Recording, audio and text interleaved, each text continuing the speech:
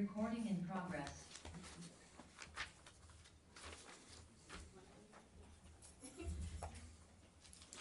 We ready? You're all good? You ready to start? Okay.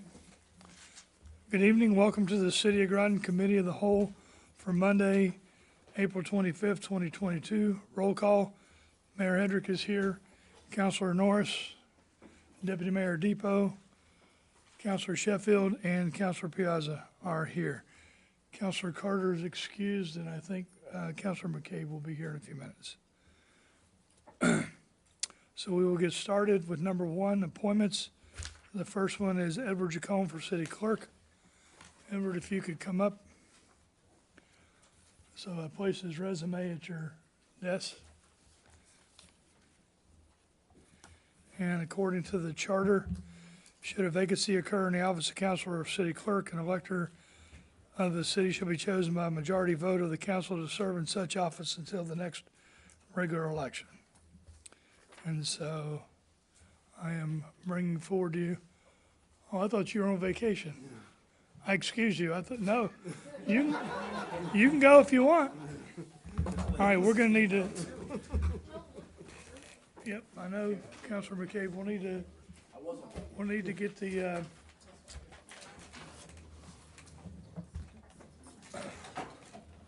there we go.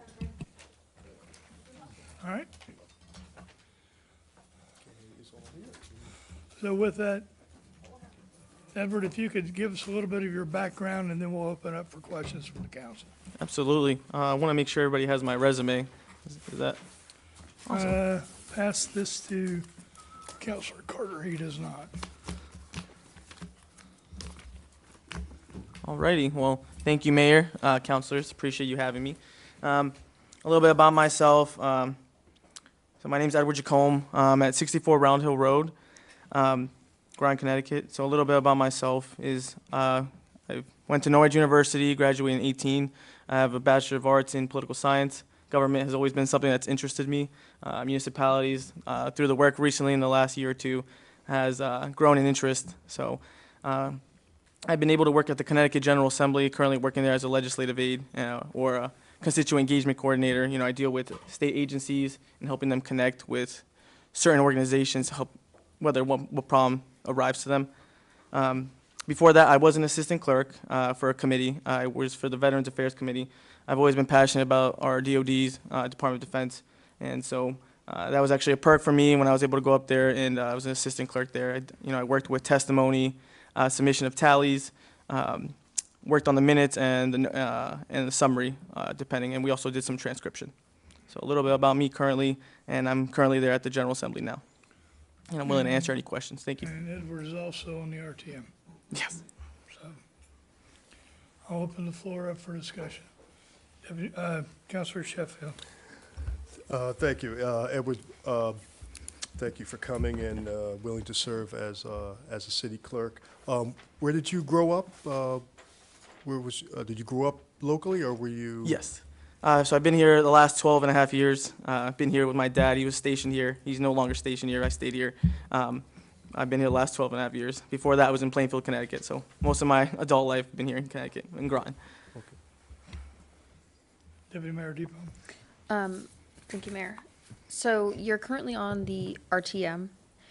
How do you think that your service on the RTM will intersect with the job of city clerk? Because you can do both at the same time, according to charter rules in both places, but do you see any conflicts being in both those positions, or how do you see that interacting? Absolutely. I see no conflict, and if a conflict does arise, that's when you recuse yourself, if it does. So I think it comes down to that. I did check with the attorney, for the town attorney, for this position, and he did clear it. That is his legal opinion. Deputy Mayor Depot. Thank you. And I know that you previously ran for town council. If you accept the position, if we vote you in as city clerk here, it will intersect with another town council election. Are you intending at this time to run again for town council, or do you intend to complete this term, because there's 3 years left on the term for the city clerk? Again, not that would exclude you, but I think, like, for all of us, it's not in the best for the residents to have to keep changing clerks. I think it would be nice to have one, not that the prior clerk, that was, obviously, she didn't intend to leave midterm, but if we foresee you leaving, that, I think, would be good information for us to know as the council.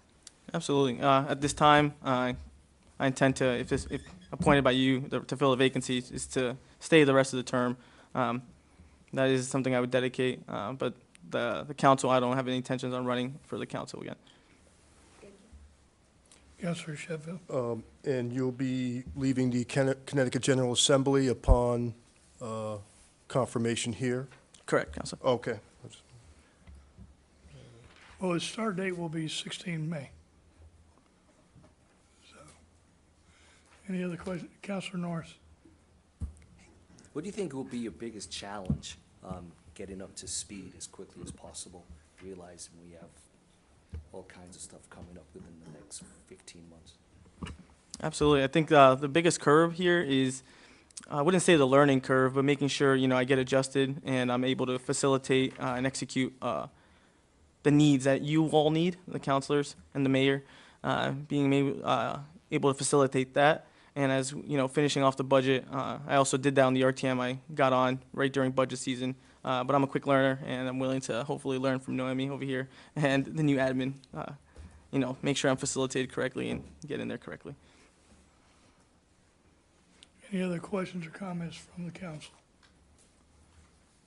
Okay, then I'll take a motion to move this to the mayor and council meeting of 2 May 2022. So moved. Second. We have a motion and a second. Any further discussion? Hearing none, all in favor say aye. Aye. Opposed, abstention, motion carries. Thank you, Edward. Thank you all for your time. Thank you, Edward. Thank you. Okay, next up is going to be 748 donation request, Groton Mystic Falcons Youth Football League. Who wants to come up and present?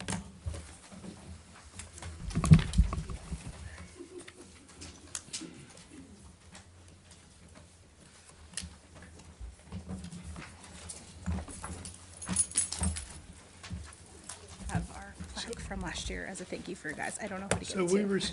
we received, and council has a copy of the request for donation for the Groton Mystic Falcons. So if you could give us a little bit of background and what you're looking for. Sure. So obviously, as you all know, the Groton Mystic Falcons, we run the league here in Groton, also open to Mystic. Last year, I believe we had about 250 kids, roughly. This year, we have a really, really, really high bill. We have to replace all of our helmets, so we're just looking for any sort of donation to help offset that cost. Okay, comments or questions for them? Counselor Carter? Hey. Do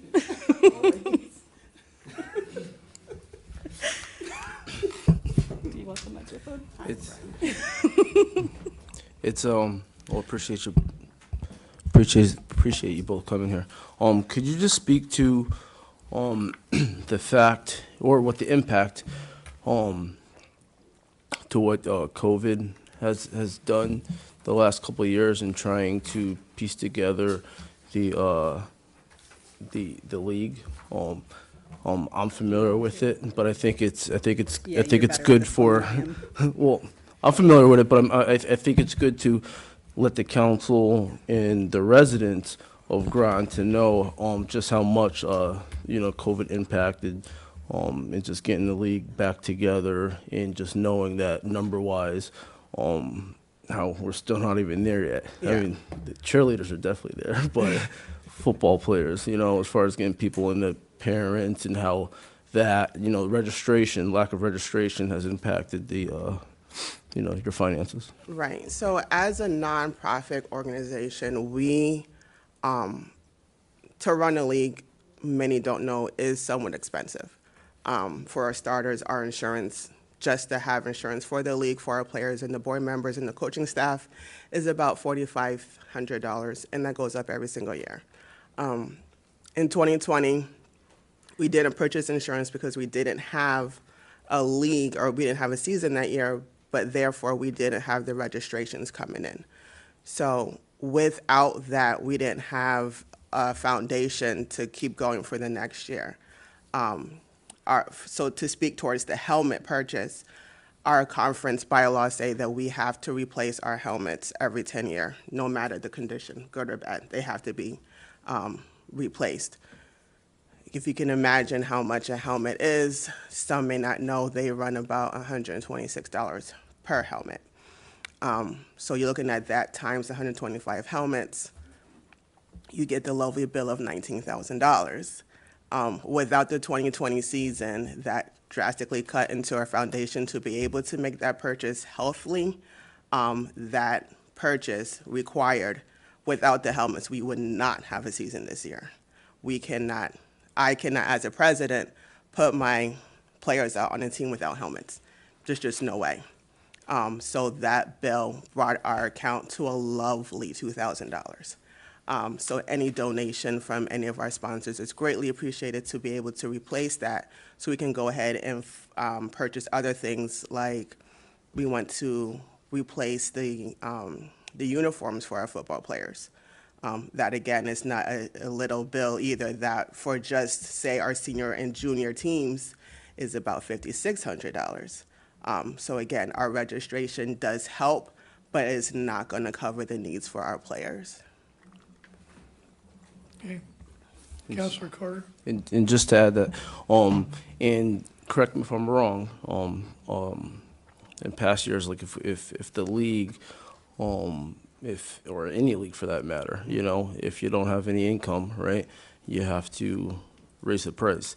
And with minimal numbers, the last thing I would say that the league would want to do is raise the price. Right. When some leagues actually are free, you know.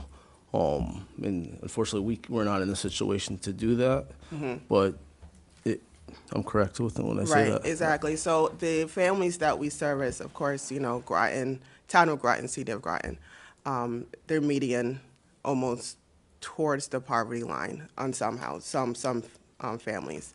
We do to allow those, as you know, we are an outlet for the youth. We don't want to turn anybody away just because of finances. So we do, through the donations, we do offer scholarships for those families that can't afford it. So it's not just, like I said, we're open to everybody. We try to make it possible for everybody to be able to play. We do recognize that our league, for some of the kids, is the only outlet that they have. For mentors, for friends, for just to be out of their situation for 2 hours every day is something that we do not take lightly. So we try to make that happen for as many people as possible. Okay. Do you have a question? Deputy Mayor Depot? Thank you. Thank you for coming. I know that all of us have talked about before in other councils things, you know, kids were kind of cooped up during COVID, and we all are in favor of more outside activities, promoting your organization as well as the Little League and all of that. So I have a few questions actually for the finance director. Have we given to them before? Yes. And when was that, and what was the amount? We did it in it was in September of 2019, it was $450. I believe that was the first and only time that we did the donation to them. And has GU also donated to their organization or no? That I am not aware of. I believe when this was discussed last, it was going to be looked into, and I don't know where that. So I believe, if I may speak on that, I believe he did donate to us last year, hence we have a sponsorship plaque for you guys for last season. For the city or for Groton Utilities? For the city. Okay. And then, how much is left in our fund? I do take that back. The 2021, there was a $600 donation. Okay. So it was the 2020 and 2021. So currently, you've donated 2,400 out of the 5,000. You did the 1,000 to Children's First, 1,000 to the Martin Luther King Scholarship, and then the 400 to Fleet Reserve. So there's $2,600 left. Correct, 2,600 left. We've done 2,400. And that's for the fiscal year, so that's refreshes And it's July 1. Correct. And do we have any other donation requests currently in the pipeline? Not that I'm aware, but the mayor usually gets those, so. No. Okay. There's none that are on my desk. And I believe this one, and you can correct me if I'm wrong, I'm trying to remember, I think we did scholarships for city residents in the past. Does that sound familiar? Because the way that this donation was for the city, it's Right. supposed to be city-centric. And that's So I the way thought that- that's how we did that, but I could be wrong. We have done that in the past where we've stipulated that the money go to city kids since our ordinance resolution, thank you, talks about being for the city. So, with that in mind, I do think that we should, see if we can get a portion of, at least of our donation directed at a scholarship for a city kid, but I don't know that that makes sense to preclude them from using our, money to purchase equipment, because that also goes towards city kids. I think with the amount that we have left over, and I know that there have been years where we haven't used the whole amount, and it's not really, we have a fund of $5,000, and we don't always use it, so I would be in favor, because the maximum donation is $1,000, right, per, Correct. in the interest of, not letting that fund kind of just trickle over to next year, considering we don't have anything left in the pipeline, and the hardship that they have because of the helmet situation, I would be in favor of doing the maximum donation, since it's toward the end of our fiscal year. So, Councilor McCabe, Is the maximum the 600 platinum? your maximum is 1,000 Okay. as the council, so they have different award levels, silver, gold, platinum. But if the council decides to move $1,000, I'm sure they will figure out how to use it. All right, okay. The one question I have you had an opportunity to approach the town council as well? Yes, we have sent letters to the town council. Unfortunately, they're not as benevolent as you guys are, and they feel that we should just continue with our fundraising means. So the town council has decided not to give you any? They haven't been kind to our requests, no. Okay, well, I'm sorry to hear that. Thank you. Councilor Norris? If I may, I would take it a step further and say, is it possible to earmark that 1,000, so it's $600 for the platinum sponsorship and then $400 for scholarships? Well, Ron, when we donate, we could do the 1,000, or we could specify by this, right? Does it matter? Yeah, on their request, like you said, there's the different levels, and then on the bottom one, it does have the additional donation opportunities, and the last says other monetary donation. So, I mean, I would say that it's up to you to how you want to allocate it, or, Okay, we'll continue conversation. We'll come back to that in order to get a final motion to forward for May 2nd. Deputy Mayor DeClercq. I was just gonna say in their platinum, it already does specify 2 scholarships for 2 children on your behalf, so if we did do the platinum, that is 2 scholarships for 2 kids, according to their, just to take it one step further, it'd be a platinum and a gold if you combined them, and there'd actually be 3. Right? There you go. If Boom. you did a platinum and a gold, he would get 3 kids. Councilor Norris? The only reason why I say this, I think it would be awfully nice if the entire Groton community sees that the city stands firmly behind Falcon football and that we are highlighted in some of your marketing stuff. Yeah. Absolutely. Yeah. Because I think it's pretty important the entire community should know we're 100% behind you guys. So when we get finished with gather all the donations come in, we have a Facebook page, and we do thank our sponsors on our Facebook page. We have a website, so we will be listed on our website as well. We have a color run event, and we have shirts that have all our sponsors on the back of our shirts. So we do have as many opportunities as we can to thank you and acknowledge you as our sponsors, our backers. Absolutely. Councilor McCabe, do you have your hand up at one point? No, I was just gonna point out that I liked your platinum and gold, but it was platinum, and then they have the additional, you could add additional children sponsorships, but I'd rather go all the way to gold because it's a little more Okay. than 1 and 3. Sure. Any other comments, Councilor Piazza?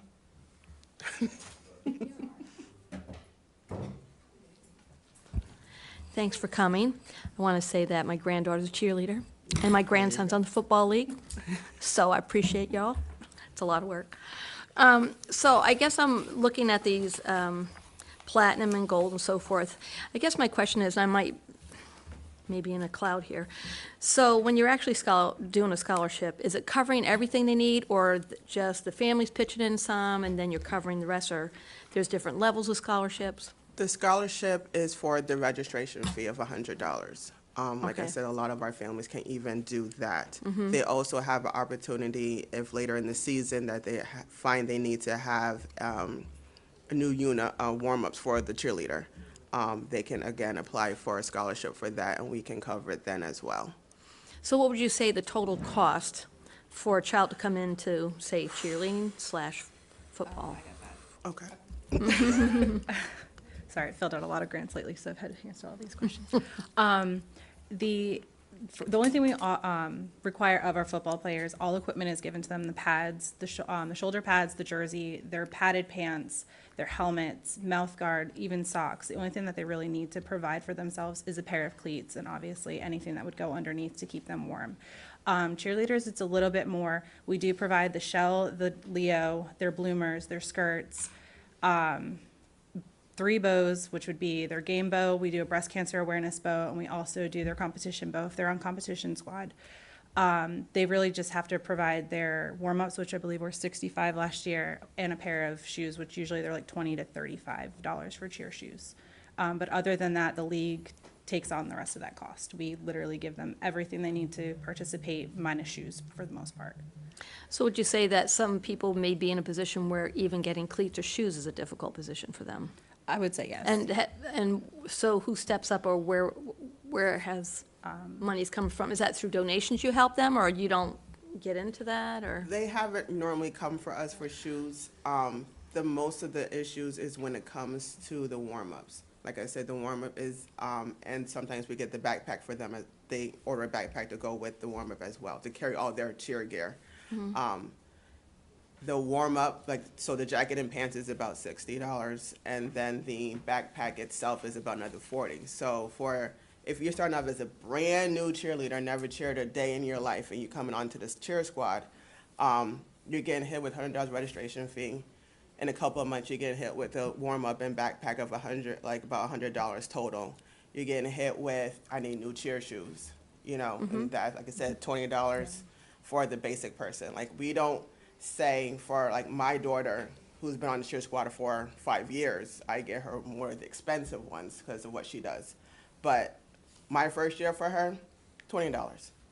That's it. But, like, those are hard to find. You have to order them. They're not easy to come by. They're not local. You have to order them off the website. But then, like you said, you have the competition bows. You have to buy the comp tickets. So it does get pricey for a first season family. Football, not as much as he's laughing at me, because we do give a lot for the football players, and they don't have to pay much for football. Okay. It's the cheer, I mean, I coached last year, and unfortunately, I can't coach this year. Okay. But I've coached over the years, I've played in the league. I'm definitely a product of Groton Mystic. I wouldn't be where I am today if it wasn't for Groton Mystic Falcons. As far as the cheerleaders go, my sister was a cheerleader. We definitely respected cheerleaders, but the cheerleading program is like top shelf, and it's not rinky-dink. When the girls walk by, they know that's Groton Mystic Falcons, And I will say that over the last 10 years or so, especially since football has dwindled down with the concussion things and things like that, cheerleading has definitely run the league, so to speak, So, if, we're saying that monies go to the cheerleading, but they basically are paying for the guys too, so to speak. Okay. Any, Councilor Piazza?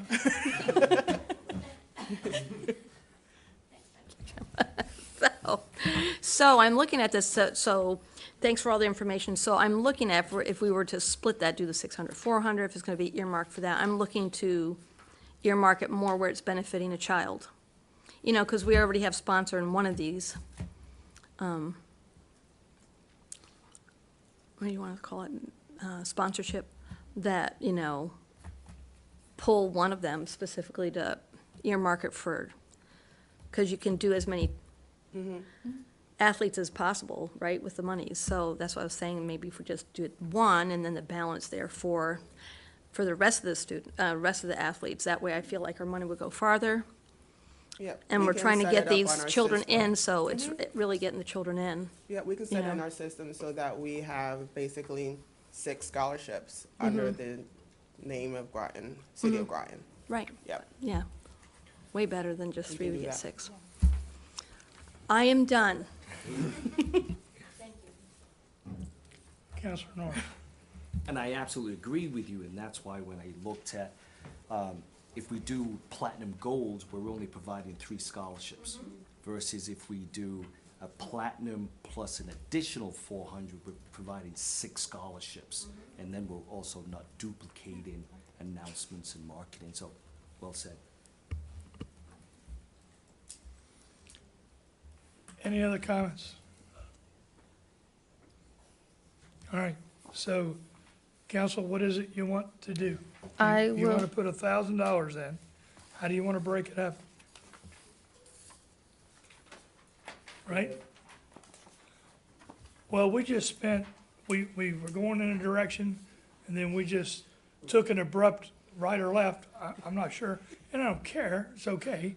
I just want to know, what is it does the council want to do so that we can get it captured, so we can move this to next Monday's meeting? Deputy Mayor Debo. I think the intent, if we could, is to do a platinum scholarship and then the balance of the money to be just towards child sponsorships for more children, Okay, up to $1,000. okay. Counselor Piazza. I was thinking opposite, earmark for the golds and then use the 600 for more children. Because you're basically getting quite a bit as far as us being out there, advertise, so forth and so on. Really, do we really need the company logo on walkathon shirts? No. Oh, well, no. You know, so I think we could just minimize that and apply more to children than it is for advertisement, because I think we're gonna be out there.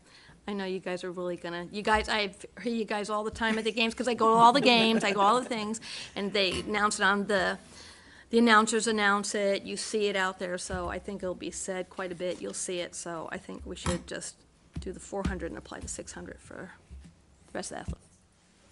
Counselor Norris. If I may. The What's- number of scholarships is exactly the same. You're still gonna get 6. The difference being a platinum sponsorship versus the gold. So I just think it, right. But you provide the same number of scholarships. So my question is, if I may, then for the company logo on a walkathon shirts, where do these shirts come from? I don't really need to know who manufactures, but I mean, where do you wear them? How many are there? So each athlete will have a shirt. So you're looking at maximum 250 shirts out there that have Oh, your okay. City of Groton on there. Plus all volunteers for the Yep. day of too. And I have there's- mine, but- I wear mine yeah. all the time. So it's about advertising for us, it's not about us getting T-shirts. Right, right, no, I totally understand I'll that. get you a t-shirt if you want one. That's Okay, my so only- once again, council, what do you want to do? Counselor Carter. So nothing's on this. So can we donate and Deputy Mayor Dio, Depot Dio, jeez. Need to go back on vacation, I guess. Depot said that we give $1,000, correct? Right?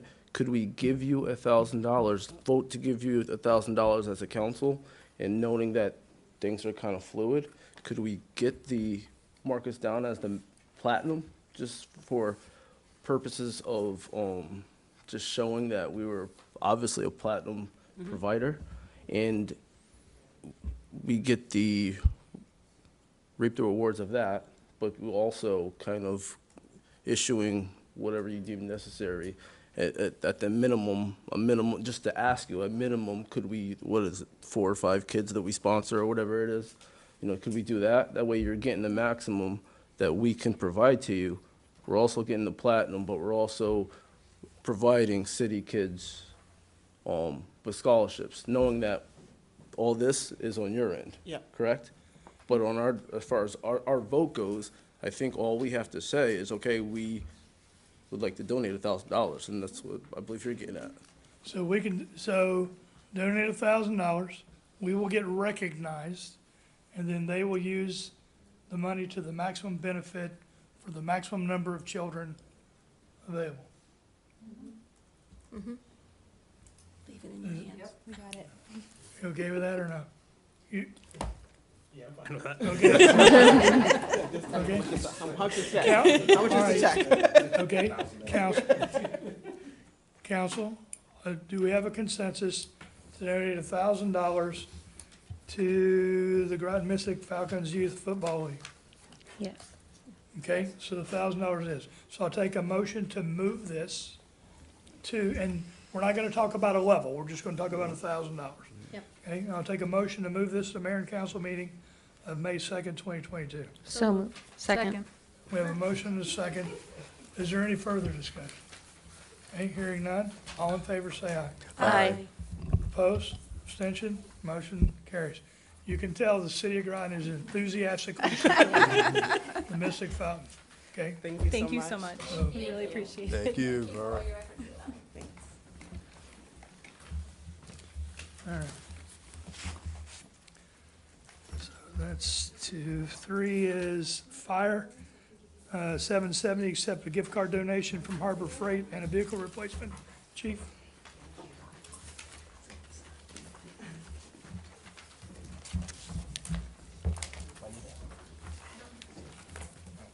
I didn't think so. So there was no backup for the for the gift card, but we do have backup for the vehicles. So let's talk about the gift card first. Sure. Good evening. So the gift card is something that one of my firefighters found, that Harbor Freight has a, community program where you can apply for grants, and he asked the deputy said, oh, sure, try, and so just like that, they gave us a $400 gift card. So we would like to keep that gift card. In order to do that, we have to come through the council. The council has to accept the donation. We plan on using it for a large roll-in toolbox for our Eastern Point station, which takes up almost all the $400. There's a little bit of money left over, which we'll buy a few tools, that we need to go in the toolbox. But we do have tools. They just aren't in a very organized toolbox that can move around if we need to. So that is the first item. Okay? Comments from the council. Deputy Mayor Depot. Kudos to the firefighter who thought of that. I think, a lot of our departments that are applicable for grants, sometimes it takes thinking outside the box to get that money and effort. So that's pretty cool that he recognized the availability of that. I think it's always nice when we can do that. It sounds like that's a need. I think it's probably pretty inconvenient to have your tools strewn about in the firehouse, and be able to move the whole thing at once makes a lot of sense to me. So I think it's great. Any other questions or comments? Okay, hearing none, I'll take a motion to move this to the mayor and council meeting of 2 May 2022. So moved. Second. We have a motion and a second. Any further discussion? Hearing none, all in favor say aye. Aye. Opposed, abstention, motion carries. Okay, chief, vehicle replacement? Yeah, and I should have mentioned, actually, Alan Van Loo was the firefighter who found that and then applied. So the second item is something I think I talked a little bit about at my budget presentation, and that is to replace, I'd like to replace 2 vehicles. The first one is my car. On the memo that I sent to you, it's listed as G1. There are 2 memos. The first one is a listing of our small vehicle rolling stock. It tells you their call sign and then the make, model year, and mileage of each of those vehicles. There's a chief and deputy's chief car, pretty obvious. We have a vehicle, a Ford Expedition at Company 1, which responds to medical calls rather than having the engine respond to those. And then at Company 2, we currently have a 2004 F-350 pickup that responds to medical calls. So we send the two small vehicles with two people to the medical calls. The last vehicle there, the Ford Expedition, is not frontline, but it's used in reserve. I'm actually currently driving it because my car's in the shop. And it also is loaded with boat equipment, cold water rescue suits and things like that, that we would respond with. Either it hooks up to the boat that's at Company 2, the smaller Zodiac that we have, and would respond, or it would respond on its own if we're taking the larger 20-foot boat, which is at Company 1. So those are the 5 vehicles we have. My vehicle is, as you can see, 2012, and it has 100 and almost 50,000 miles, and currently is in the shop. So I would like to replace that vehicle. We do have funds in the CIP that we've been putting away all along to replace that. The other memo that I gave to you gives the overall costs of that vehicle, and then I also, I believe, I did give you the information from Northwest Hills, which is the dealership, which has the state bid for the vehicle. So in essence, we've already RFP'd it because it's gone through state bid. So you have that information. I guess I would stop there and ask if you have any questions on the chief's car. Councilor McKay. Yeah, I noticed the lighting and radio package on the two vehicles are kind of significantly different in pricing. Why is the truck more costly than your vehicle? So the lighting packages, and I've had this discussion with Ron, I did receive 2 different bids or estimates. One from a company called Fleet out of North Haven, I think it is, that this dealership, the state dealership, uses. That was about $5,000 more than what you're seeing here. This bid was from a company called G&S out of Willimantic. Captain Kanicki did a lot of this work for me. He also deals with the ambulance, and they spec out ambulances, and this is who he uses. I do have a call in, and they're working up a bid with Communications Plus, which Director Uhas recommended. That's what the police use, and it's also, they're on state bid. So if that bid or that price comes in lower, we would obviously use that. If it comes in higher, I think then at that point, the GNS estimate is actually lower than the state bid, so I'm hoping that we can use that in the package in order to move the resolutions forward. But the difference in the amount really comes down to a light bar. My car does not have a light bar on it. The new vehicle will need a light bar. We do have, and we talked with the mayor, some of the other vehicles have light bars, but the vehicle that is going to be replaced at Company 1 is an old police vehicle, actually, that we repurposed from the city police. And the light bar is pretty old. And nowadays, they're all LED and modern. So the packages that you see here, the difference is the light bar. The package is basic. I asked for the basic. There's no fancy synchronized. I think if you get into the state police, the lights synchronize automatically, and we didn't need any of that. I need basic lighting for safety, for the guys responding and for the scene. It also comes with a radio, which is, the radio itself is $3,000. We do have old radios, but we are in the process of going to the state radio. I think you've dealt with that with the police. We have actually, as a community, put in for a grant through a fire grant to upgrade to the state radios, and that is a Groton-wide, so it's ourselves, Paquonic Bridge, Noank, all the fire departments in the town are part of that. We actually spearheaded that, and Deputy Chief Sergeant did a lot of work with that.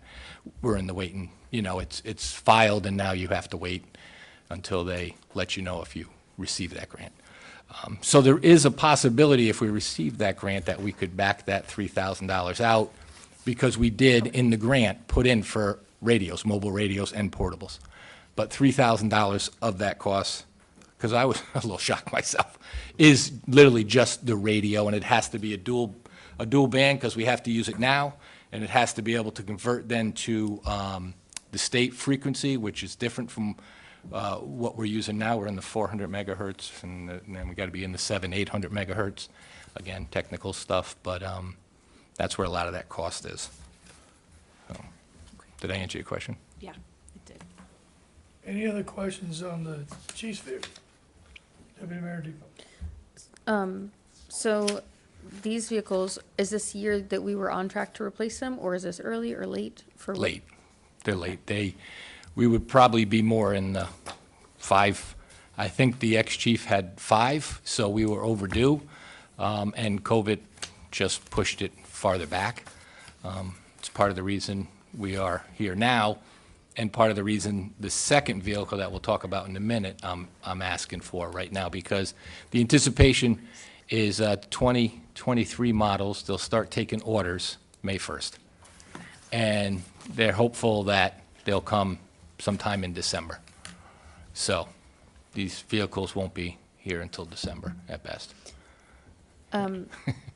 So my other question is, replacing these 2 vehicles still keeps us on track to replace the other ones in a timely manner. You don't have there's not going to be an issue with funding. You have enough in your vehicle replacement fund to replace these and still be on track to replace the other vehicles in a timely manner on schedule. Yes. When you say other vehicles, do you mean these, or do you mean all the rolling stock I have? Because our ladder truck and engine are very expensive, but in the last few years, you have put in $200,000 this year, $200,000 last year, $150,000, I believe, the year before that total. A large portion of that was going for the large vehicles. There was some money for small vehicles, and I think I talked about the Scott Air Packs bottles that we've been putting away for the last 3 years. That'll come due next year. Okay, Councilor Norris? Do you have an idea of how much is in that vehicle replacement right now, or reserve fund? It's roughly around 350,000. Okay. Councilor Sheffield? Chief, you also have a time frame also to make sure this gets done, with the discount, I guess. Is that part of that, where if you don't order them now, you may not get that price later? If you look at the pricing, you'll see some up pricing for floor mats. My car does have a remote start. You'll also see $2,080. That is, according to the dealer, the cars, the word they got, the cars were going to be the same, but they were going to be $2,080 more than the list price, the base price on the front page. And that's why the final price at the end has that $2,080. So that's what it should be for a 2023. So regardless of what time, when you bought it, that's going to be that price? That's what we're being told, Okay. yes. But it's the lead time to get the vehicle that is really pressing with the age and mileage of the other vehicles. And I think when Director Uhas spoke of the 350 or somewhere, that's not including, hopefully, the 200,000 that is earmarked this year that would go in that for that, I believe. That correct? includes the fiscal 2022. It does not include the 2023 Projected budget 2023, that's yeah. currently not Right. approved yet. Correct. Right. Councilor Piazza? Thank you, Mayor. So I just wanted to see if I was reading this right. So on the warranty, which I'm assuming is coming to it, it says, for the base warranty, it's 36 months and 360,000 miles? Or would that be 36,000? I believe they sent this to us. I did not notice that. That's a good question. Well, I would run with that if they said they were going to give that to you. I have found, I think, with a lot of base warranties, if I had to guess, I'd say it's probably $360,000, but that probably will get you nothing in the warranty world because they write things like that to make it look good, but the reality is it doesn't really cover anything, and it doesn't Yeah. cover wear and tear, and then it's prorated per miles and Right. all those other crazy Yeah, things. because the next page had the same. I thought, well, maybe it's different over there. It was just a typo because. I can look into I mean, that. the powertrain looks right, Right. 5-year, 100,000. And my other question is, and it's just probably because I don't know, so what happens to the vehicles you have now? Well, we do auction off our old vehicles. So these vehicles would probably get auctioned off. Like I said, we do have one vehicle that we have in reserve. We would decide, when we get to the next vehicle, we'll get into it a little bit more, if we would keep, because we have 4 frontline vehicles, one that we have loaded with, ready to respond with equipment, and then that's it. So I'm driving that car right now, so all of the boat and cold water rescue suits and stuff, those are in that vehicle. So we might keep one of these vehicles because it would be no cost because we already own it. And then we evaluate, we're not going to put a lot of money into it. If something breaks and it would be, expensive, we would, at that time, probably move it to be auctioned off. But we auction off our old vehicles. Is there a Here. time frame that you have to do that, or it's not? It's just as, No, we own all the vehicles we have, so we buy new ones. But we try not to keep a lot No, of, and we dare do I have say, some junk vehicles that laying are out here on around. the Yeah. side lot Yeah. that we're gonna be auctioning off later this year. okay, thank you. Any other questions on G1? Okay, then I'll take a motion to move this to the mayor and council meeting of May 2nd, 2022. Moved. Second. So we have a motion and a second. Any further discussion?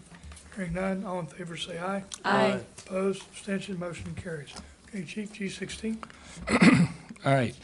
Excuse me. So G16, the vehicle is pretty much identical.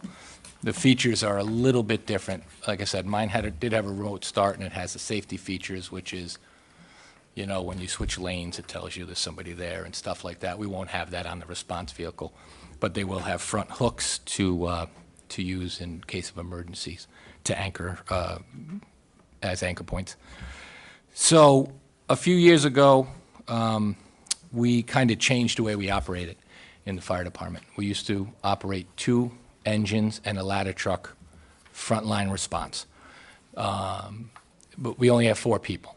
So we modified that, and we now respond with an engine and a ladder truck, and then the 2 smaller vehicles that I've been talking about. So in the case of an emergency for medical, we just send the smaller vehicles with the 2 people. And then if it's any type of fire call, accident, hazardous materials, we send the engine and the ladder with 2 people on each. Much safer to operate the big equipment with 2 people riding in it. What that does is that moved the older of our frontline engines into reserve. Our reserve engine actually, the engine blew and needed extensive work, and so you see it in the side yard. That was part of the reason we had been toying with this, but part of the reason we went with the new operation. So what that does is it saves us from buying 2 frontline pumpers at about $800,000 each, and a frontline ladder truck at $1.5, $1.7 million. So that's a good thing. But in order to do that, we needed small vehicles. Now, we always had a small vehicle. We didn't really run it regular. And we moved that. That's this vehicle here. It's an old police vehicle, and it has very high mileage. And then we took our pickup truck that we use for plowing and for, you know, things you use a pickup truck for, and we put that into frontline service. That is the truck you see with, it's 2004, I think it has 46,000 miles. That's why, because it's used mostly for running around and for plowing. So the motor has low mileage, the rear body rotted off it, actually. So we removed it and took a body from the old Chief car, which was actually a pickup truck. We took that bed off and put it onto G26 to give it new life. And now, though, it's running frontline. So what I would like to do is replace both of those vehicles with new response vehicles due to their age, and then also to be able to take the pickup truck and put it back as a pickup truck for plowing. You do have an ARPA request, and I know we're not there yet, to replace those two vehicles with ARPA money. But because of the condition of G16 and the mileage on G16 and the amount of time it takes to get a new G16, what I'd like to do, I've talked to the mayor, I've talked to Director Uhas, I'd like to order that vehicle now. And then as you make your, decide on what we're going to do with ARPA money, if that is one of the projects that's going to be funded, we would be able to basically back the resolution out with the funding in the CIP, which we have money because we've been saving for two engines and a ladder truck. So we would just take some of the money for the other engine, which we do not need to replace now, and use it for this vehicle. But if we decide to use ARPA money, or you decide to use ARPA money, then we would come back with a new resolution on just the funding part of it. But I could at least, I want to order it so that it's here in December, and not, I know we don't have a decision, and you're not going to have a decision. You're dealing with budget and stuff. So the bottom line is, we do have money in the capital fund. It is one of the projects, actually, there's two vehicles that are listed in ARPA that was provided to you, which we will start discussions on in the next couple months. Should the decision be that you will agree and you want to fund that with ARPA money, then basically we will reimburse the money that was spent out of the capital, and you'll take it from ARPA fund and put it back in there. We just move that back. So, any questions on G16? Okay, with that, I'll take a motion to move this to the mayor and council meeting of May 2nd, 2022. So moved. Second. We have a motion and a second. Is there any further discussion? Hearing none, all in favor say aye. Aye. Opposed? Abstentions? Motion carries. Thank you, Chief. Thank you, Chief. Chief. Thank you. The next is Public Works, Tremble. Bill?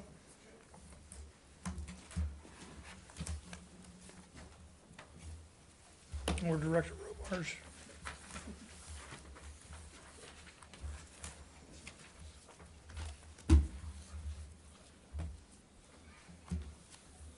Okay, go ahead. Okay. Hoping that you read the resolution, if you want me to read it. There we go. Okay, so this, Talk about what it is and why you need it. you got it. Then they'll ask questions if they have any. Okay, thank you. So requesting approval to award Tremble the contract to support the GIS mapping for the city's municipal stormwater system. This is phase one. Okay, this money was approved and appropriated for the fiscal year ending 2022 budget, so it is available right now. This will be phase one. This part will be including creating the asset database for all of the components within the municipal stormwater system. For example, catch basins, piping, culverts, isolation points, outfalls. All of this will be created from grabbing the CAD files that we have and the Excel files that we have and creating a whole new database for all of this system, right? Once that is complete, we will be able to add assets as needed individually, so as we grow the system or as we see components that are not already in scope, we can add them in ourselves. Part two will be to include a digitized map. So with this, once they build the asset database out of Excel in Tremble, and then they create a digitized drawing of the city, which will identify where all of these assets are located. And this is all a best management practice. So this is truly part one. And then for fiscal year ending 2023, we requested an additional 60,000. That part is phase two, and that is where we incorporate the Tremble piece with CityWorks, and that becomes the whole system. So CityWorks really is the work order management system, where we generate the PMs, we capture all of the history from the assets, all of our water inspections, all our sampling and everything like that will go into CityWorks. But this request here is for just under $25,000. That is to create the database, and then to also create the digitized mapping, okay? The Tremble piece, we already have in place. IT uses that Tremble for I think GU uses it. The town also uses it as well, and they already have this whole system established. We're kind of getting caught up, okay? And this is part of the MS4 requirements that are state-driven, that are part of the unfunded mandate for MS4. Correct. Correct. Questions? Questions for Director Robards? Okay. I'll take a motion to move this to the mayor and council meeting of May 2nd, 2022. So moved. Second. We have a motion and a second. Any further discussion? Hearing none. All in favor, say aye. Aye. Opposed? Abstention? Motion carries. Thank you, Bill. Thank you all. Thank you, Bill. Thank you. All right, we're going to go to 6:55 department presentations. Sierra, visioning Thames Street presentation. And Sierra will kick this off. There's several things that she's going to talk about tonight.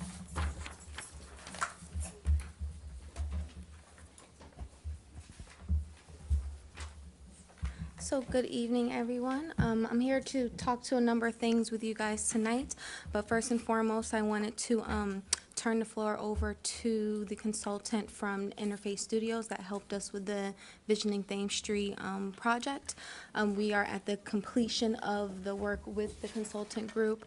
This has been a 6-month process. It's been very enlightening, engaging. I've had a lot of fun working with community members and staff on creating this action plan, and really looking forward to moving forward to implementation. So without any further ado, I will turn it over to Maria. Thank you, Kiara. Thank you, everybody. Thank you, Mayor Shudik and Council for the opportunity to address you this evening. I will share my screen.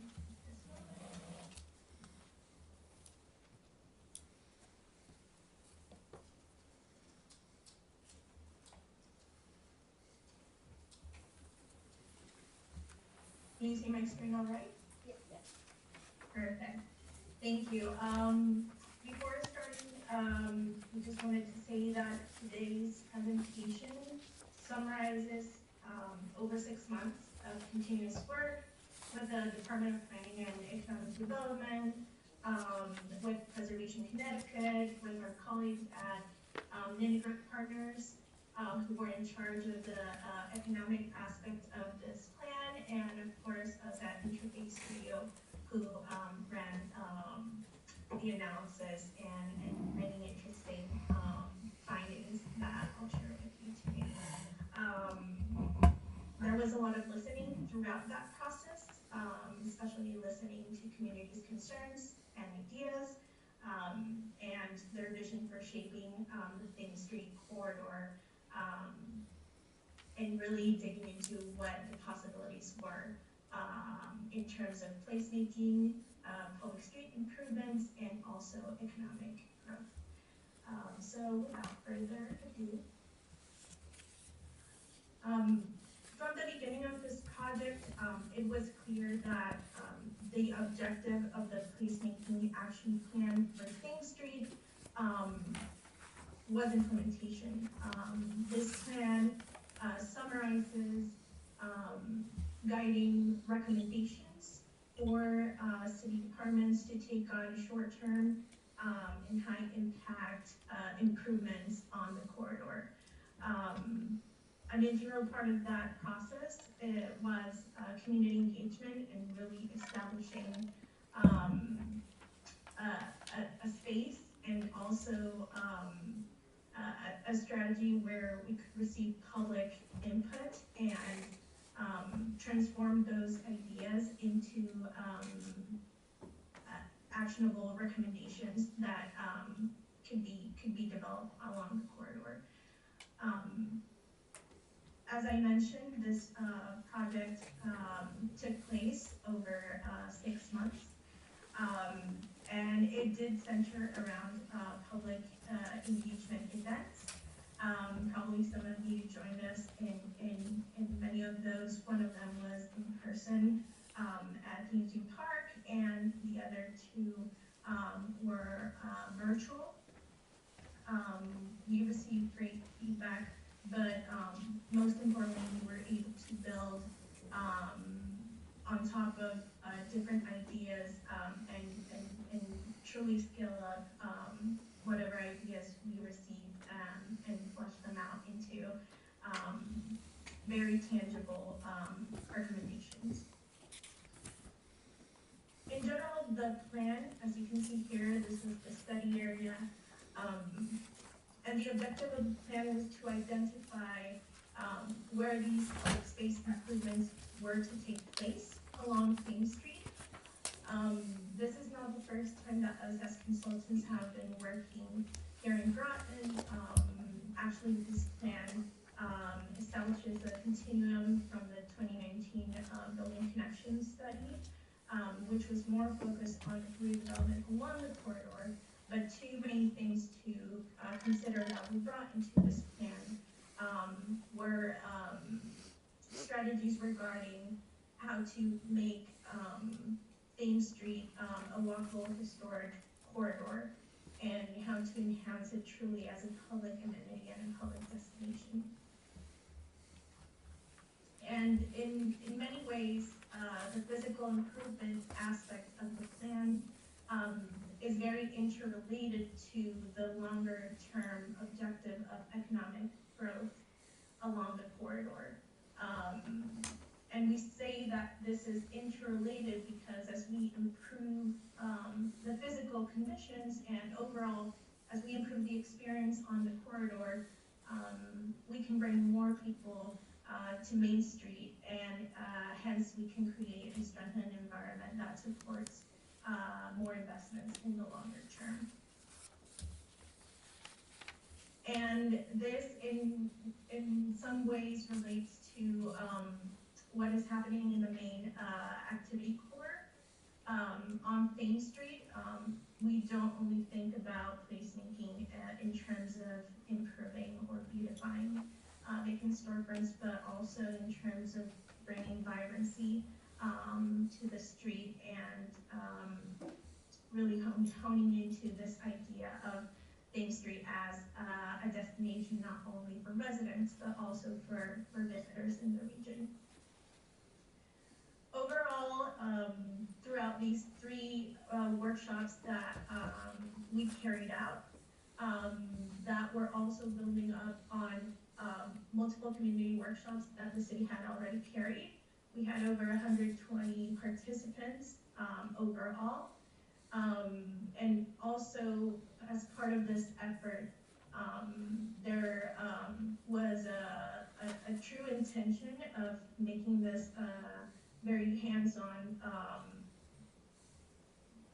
project, a very hands-on plan. One of the things that were part of this plan at the beginning was to really make this a proof of concept of what was possible, and in particular, Kmg Park served as the site for that to happen.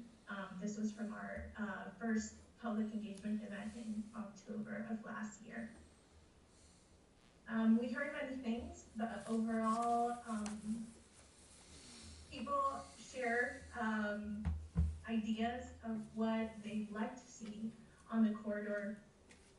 Not only more businesses and more variety of businesses, but also improving accessibility along the corridor, rehabilitating vacant properties, and there was also mention of parking, mostly related to how can the experience of approaching the corridor be made friendlier for better.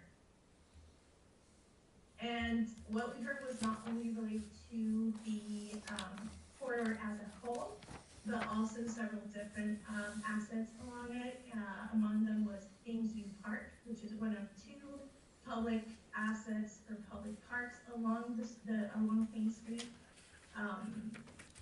And this is related to how people not only currently use the park, but also how they would like to use it.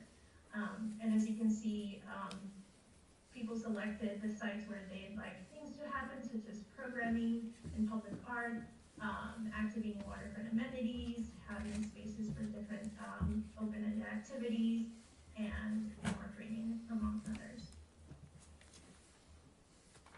And at the end of the day, while collecting all of these recommendations, everything boiled down to 5 different themes or 5 broader categories. Those being pedestrian experience, physical improvements and facilities, public art, beautification and wayfinding, programming and events, and management and regulations. So the entire transformation of Main Street, or the vision of Main Street, it actually happens as a whole throughout these 5 different categories. As I mentioned earlier, one of the steps that we took in this plan was to identify which sites would be priority in terms of streetscape improvements. And this came from both the public engagement process and also areas where there were things already underway or that were already identified as priority assets. And in general terms, there were 2 aims in terms of implementation. One was improving the pedestrian experience, which was not only limited to streetscape improvements, but also more access to the waterfront, and then specific activation sites, of which in the shorter term, we'll talk about Kmg Park specifically. As I mentioned, Kmg Park is one of 2 public spaces along the corridor that actually offers an opening towards the waterfront. So that was part of, I believe, one of the assets, or the positive aspects of the experience along the corridor. Other aspects that we looked into related to the pedestrian experience were the conditions of sidewalks, including the street section and what that meant for pedestrian accessibility, as well as markers, signage, or other characteristics along the corridor that spoke to the corridor's identity and how that could be highlighted through different placemaking strategies. In terms of also public art and storefront activation, we identified that there were already efforts from private property owners underway to have or show some history with photos on their storefronts. But we also understand that in order to create a friendlier experience along the corridor, there is an opportunity to rehabilitate storefronts and preserve them. Many of them actually still have their original features. So there is an opportunity there to preserve and renovate the facades, as well as bringing more signage and wayfinding to the corridor. So the way we've structured the plan initially is to identify some short-term improvements for Main Street. These were the 7 ideas that we gathered overall that could be implemented in the short term, and those that have the star were identified as a priority through the community engagement process. As you can see, many of them are related to increasing accessibility along the corridor and also promoting the city's existing facade improvement program and working with property owners in order to bring that program forward.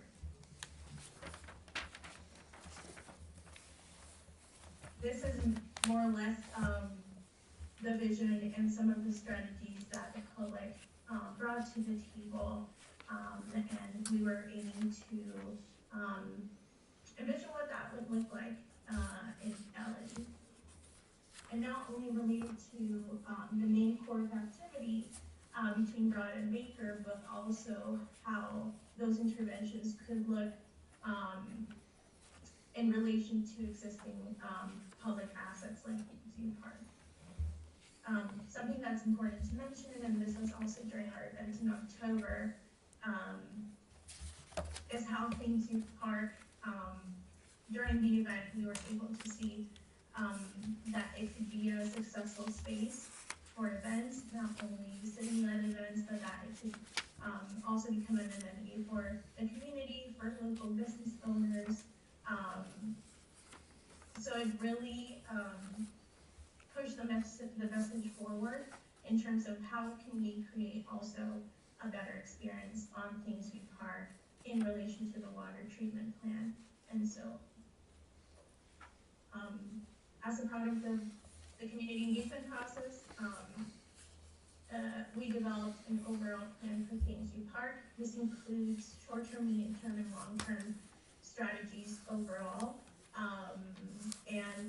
This was product not only of our community engagement, but also as part of conversations with different parties involved, including the Department of Parks and Recreation, the Department of Public Works, Thames River Heritage Park, and so on. So it truly is a collection of strategies that are either underway or that or where conversations and discussions have already been started with the goal of implementation, of course.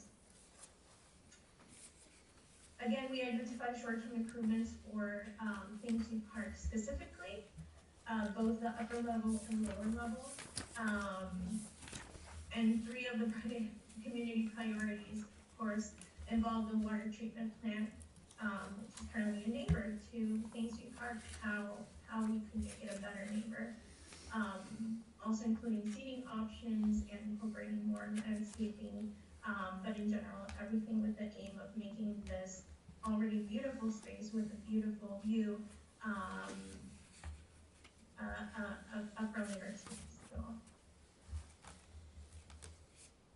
again, the way we approach Kmg Park, there were different strategies for the lower and upper level, but in general they share similar strategies, seating of course, but also a better relationship to the waterfront in the lower level.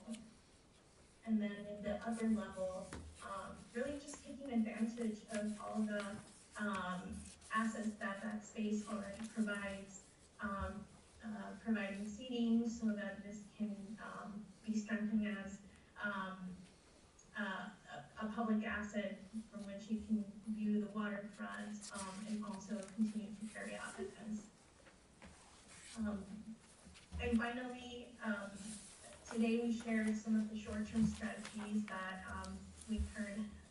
Some of them have already been brought to action, but it also includes the comprehensive implementation guide, which identifies medium-term and long-term strategies within those 5 themes that we identified. And of course, there are still continued areas for exploration, such as East Rear Boat Launch, which we also identified in the plan. Okay, thank you.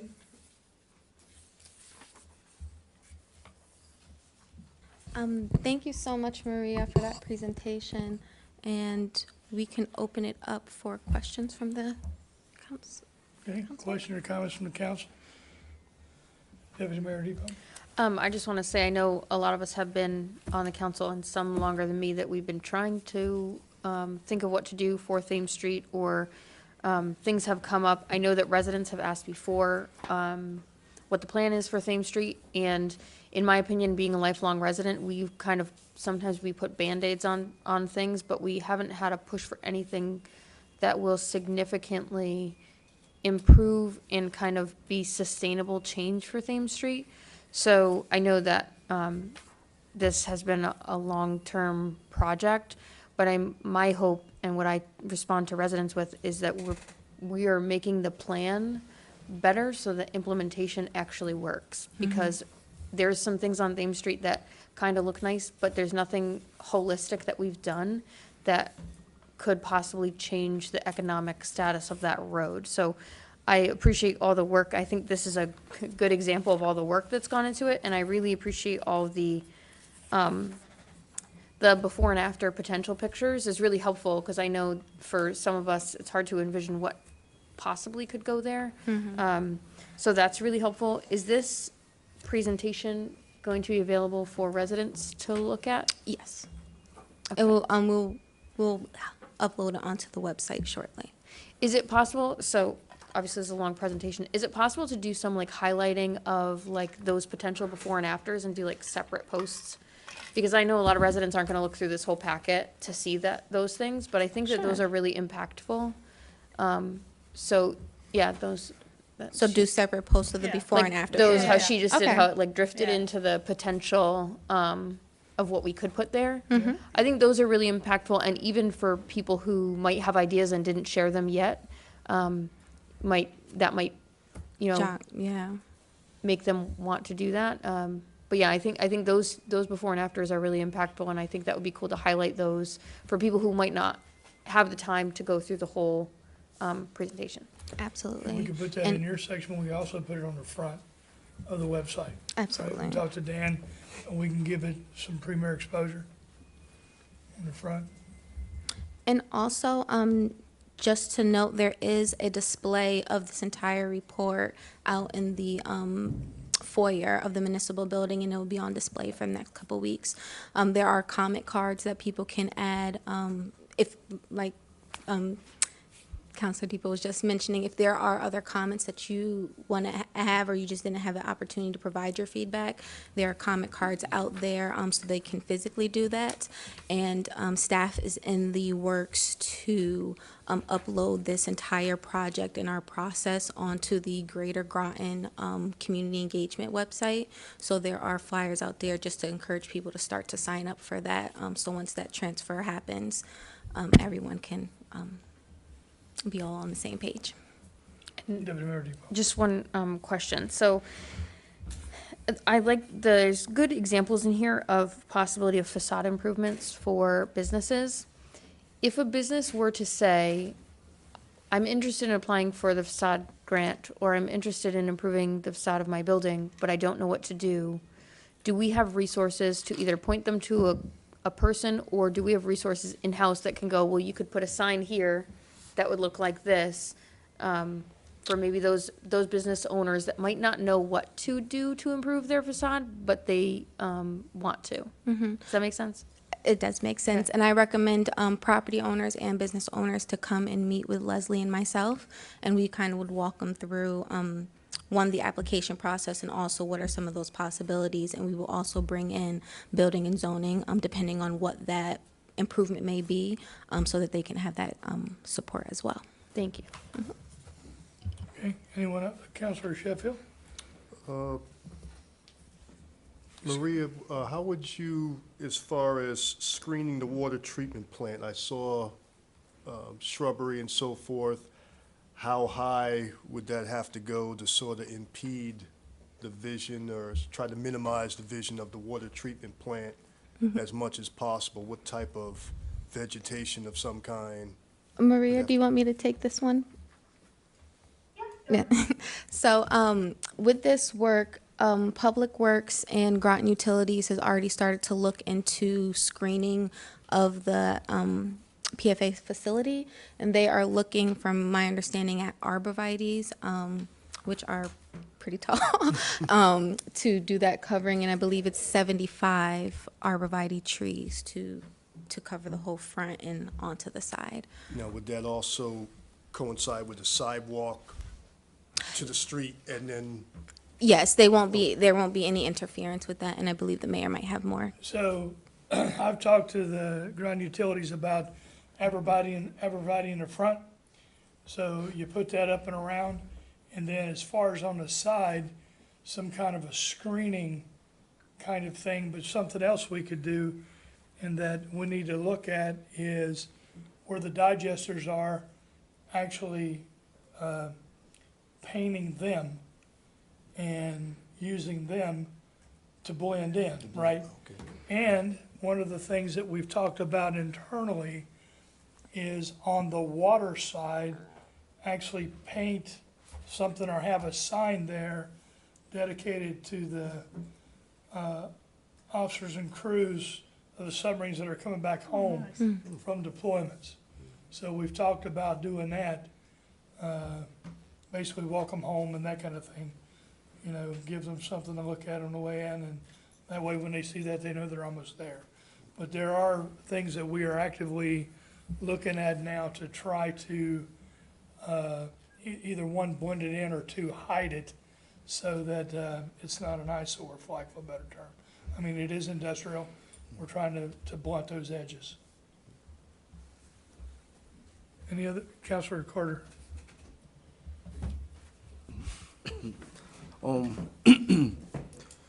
Good job. Appreciate the effort, many months of work.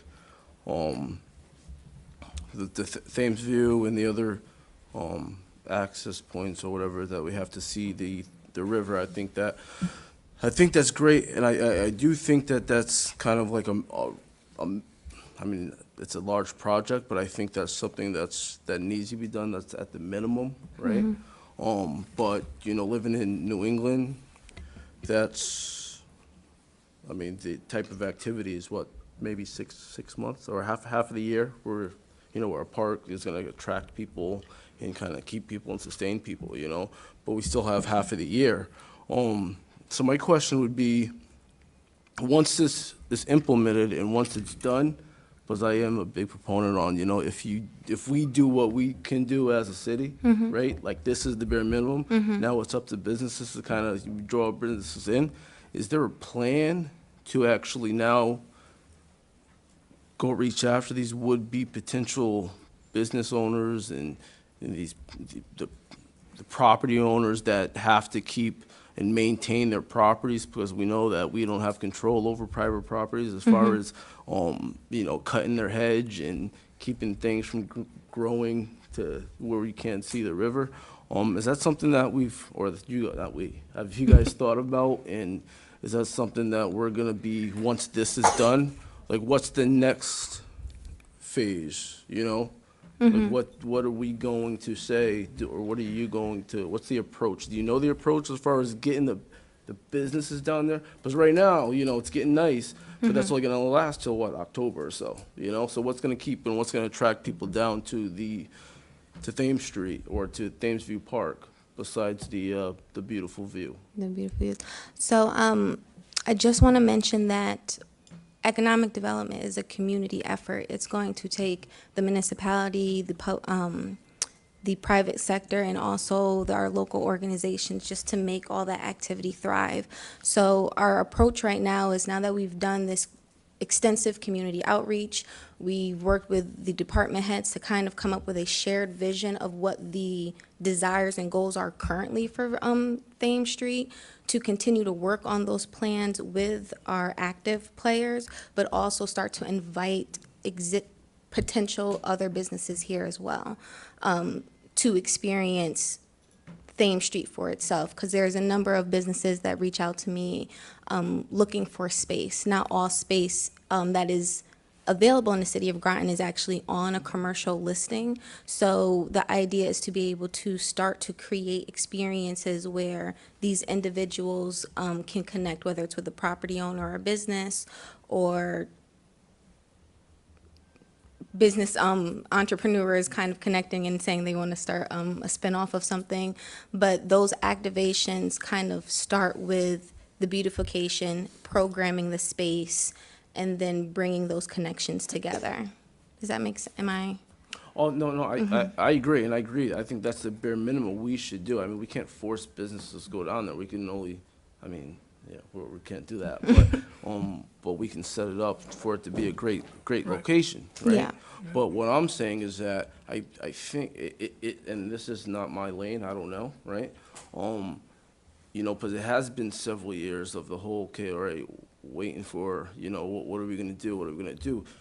Does the city, you know, do we have to take that extra approach to actually call people to a table and sit down and say, this is what we have to offer, this is what we can do? Or do we have to, you know, I don't know, you know?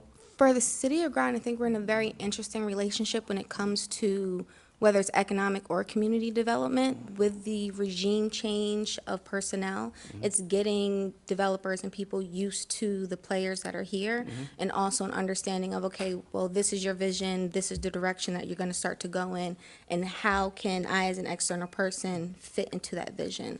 And that's just a continued discussion. And these are discussions that we are actively having at the same time, but it's just going to take some time and some processes to kind of go through and make it so it's actually like a visual and tangible thing. Certainly. And then my last thought was, do we want to, or do you want to, because I'm probably not going to be here, you know, down the road, and what I've seen even more recently is we have, you know, we have some residents that want development. They want something new, right? But then we have some residents that are kind of like reluctant and like, okay, I want to kind of, you know, I've been here for 60 or 70 years and I don't want anything changed. You know, is there something that we could do to bridge the gap in between, you know, some of these, you know, and I'm thinking, and just from what I know, just as a council member, you know, the people that I engage with are, you know, a certain population, right? A certain section, you know, on people that have been here, you know, it tends to be the older resident, right? They're more engaged and are coming to meetings, you know, and then as opposed to, say, the early 20s, the 20s that are, you know, coming here, have never been here in their life, but they buy a house or they're renting, and because they got a new job at Pfizer or EB, you know, they're missing on these important conversations. And there is no, there's a gap between you know, there's nobody to advocate for, I would say, for the people who want change, who want businesses down here. Do you know what I mean? You know, I think once for what I've seen in the past few years, we get to a certain phase, you know, and change, and, you know, there's kickback, you know? So what are we gonna do as far as just things to think about, you know, to stop that from happening? Because there's a lot of work that we all know there's work that gets done, and then it's kind of like, okay, we don't want this done, you know? And Oops. Okay. Deputy Mayor Depot. Councilor Carter's comments just made me think of this. I believe it's the town's economic development committee, either is having or just had a business roundtable. So maybe in the same way that we have reached out for engagement to residents, we could do a separate thing, because business owners aren't probably going to come to a resident engagement event because it's not for them. But maybe a thing we could do is some kind of business engagement event that's not targeted towards residents, but targeted towards business owners. And seeing as the town economic development team has maybe done, I'm not sure exactly what I just saw the listing for it, but I didn't look into like what exactly their goals for that session were, but maybe kind of copy their homework and ask them how that went, and maybe we can do something similar. Because I would imagine as a business owner, that might draw you to go mingle with other business owners, would maybe draw you in more than just a community event. Does that make sense? Okay. I think that might be a good idea. And it might accomplish what Councilor Carter's saying, which is find out how we can get their goals to fit in with the community goals that we've already put in place. And it would be an exhibition of that we have done a lot of work with the community already, and it would be more welcoming for their business seeing that we have all those things in place, Okay. I think. So I think this is the most community engagement that we've done in a long time.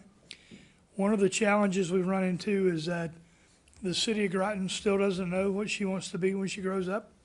You talk to some people and they're like, we want to keep Thames Street quaint, which means don't do anything, but I want to complain about the stuff that we haven't done. And then other people say, nope, we want to bring businesses in, we want to revitalize and those kind of things. We are going to continue with community engagement. And one of the things that got brought up tonight is not just with the residents about what they want and what they will support, but also with the businesses and those kinds of things. We do have some owners down there that I have been working with the owners either to release some of their properties or update their properties and then get the storefronts activated. So there are a couple that I'm talking to that have been uncooperative in the past. They are a little more cooperative now, or at least the words say they're cooperative. I'm waiting on the actions to follow that. There have been some permits that have been drawn to re-side some of the properties there. I am trying to get a couple prime properties released, and what I mean by that is either have the owner fill it with a store or sell it so that somebody else can come in and do that. I'm having started those conversations a year and a half ago. We're continuing those conversations. They are slow and they are tedious. The other thing is blight. In the last 4 years, we have stepped up our blight and we have increased our enforcement. We are looking at our blight ordinance again to strengthen our blight ordinance. And I'm looking at an ordinance that is in effect in Florida that basically, if you have so sometimes people are frustrated because you have a vacant property and there's nothing in it, and people say, well, that's blight. Well, it doesn't meet blight, so we can't go after it as far as you gotta do this, or you gotta fix this, or you gotta fix that, because it doesn't meet the blight criteria. What I am looking at is either an amendment, an addendum to the current ordinance or a new ordinance that talks about vacant properties. And that if you have vacant storefronts and they are not utilized, then there is a cost for that. And we're looking at that, we're looking at that ordinance, we're looking at the legality of that in Connecticut to see if we can do that, because you do have property owner rights, and I don't want to step on property owner rights. However, I do want to encourage property owners to invest in their properties and to have the storefronts activated. Another challenge that we have is you do have people that are interested in trying to get things done, and then you have the other people that are not in my backyard. And what happens is they say, come to a meeting and we'll hand you a torch and a pitchfork for free. So come on in and those kind of things. And you get the angry people that mobilize on Facebook and shut down an effort before it even gets a chance to go through the democratic process, small d. Meaning it doesn't get a full hearing. You don't get to talk to the public about the pros and the cons. And that's one of the challenges that we have, is to how do you get our projects, because people are saying, we want to know about this because you're not telling us. And then when we do tell them, we say, okay, we're thinking about this. Nope, you can't do it. So the challenge is, how do you get that information out there in a timely manner, but also let it mature enough so that you have a legitimate process with developers that want to come here. But I will tell you that I have had developers talk to me, and with recent events that have occurred in the town and in the city, developers are hesitant to reach out because of the city and the town is ready to do business. But they don't know how they're going to be received by the residents, and therefore some of them don't want to come here. And if you look, and people say, well, you know, you're bringing in somebody from out of state to come in and do development. My point to them is, if I had people that lived here locally in New London County that were knocking on our door and said, I want to develop in this city, I'd open the door. I'd open the floodgates and say, come on in. But they're not there. So if we're going to get economic development, some of that is going to have to come from outside. The other challenge that we have is, if you look at the city of Groton, is we are developed, right? There's not a lot of open space land where you can just go plunk down something. So what we're going to need to do in order to change and in order to move forward is we're gonna have to do with population density, meaning you have to build up. And that means you're gonna have to have multi-level structures. And we saw a recent opportunity that met the requirements, but ended up getting shouted down, and that is now off the table for that. So, but there are other opportunities that we have down there. The one restaurant, one of the things we have is we have a grant from the Connecticut Port Authority to rebuild those docks. We have 8 26-foot boat docks that we want to put down there, and I would love to see an anchor restaurant right there on that end adjacent to that. I have worked with a restaurateur who is well-known in Mystic, and he was in the process of working with someone when they were going to buy the old Costa property and raise fish there, and then that, for some reason or another, that whole deal fell south, and then he made more investments in Mystic, and so he is on my list to call this year to see if he's still interested in coming here to the city of Groton. So there's a lot of things that we're trying to do. You know, if you think about this, Thames Street has been in need of improvement for a very long time. I mean, a lot of people go back to the 1950s. They're like, I wish it was like back in the 1950s. Well, if you go back and you look at some of the stores that were there in 1950s, those professions don't exist anymore. Like, when was the last time that men had their buttons changed out for the season? When was the last time that you got your shoes resold? You know, those kinds of things. And so some of those professions don't even happen anymore. And then don't forget what happened in the 50s and 60s. There was the move to get out of urbanization to the suburbs, right? Everybody wanted to leave the towns and go to the suburbs. And then what happened? We had the development of the advent of the strip malls. And then what happened after that? The big box stores. And then what happened after that? Now we're dealing with the Amazons of the world. So we're going to have to re-envision what Thames Street can be and what kind of shops we can have in Thames Street. Because if you go down there, those houses were built and they were successful in that time. We're in a different time. We have to figure out how we're going to do this. So, but we are actively engaged, and we are doing everything we can to revitalize the city of Groton in general, but we are focusing on Thames Street. And this study was a great start, and Sierra's done a tremendous job in moving things forward. Councilor Norris. This is good, but what do we do with this now? So some next steps from this report, you'll note that you guys have in your packet from other things that we're working on is the minor facade improvement program that the city of Groton has. So we really want to promote that and get that out there. That is one of the top 3 short-term goals listed in that report. We are also, so the Sidewalk Chalk Art that was done for the pop-up in October, we actually gotten permission to do that again and expand it. So Maria, can you add that, go to the next thing to add the elements to that?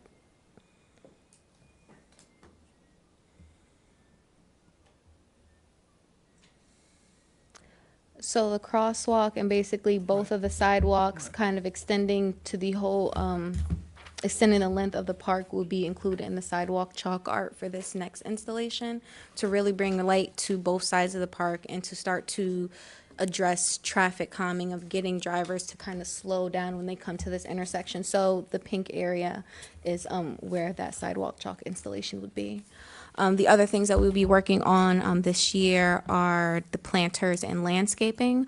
The landscaping would be a collaboration with Parks and Rec to make sure that is appropriate.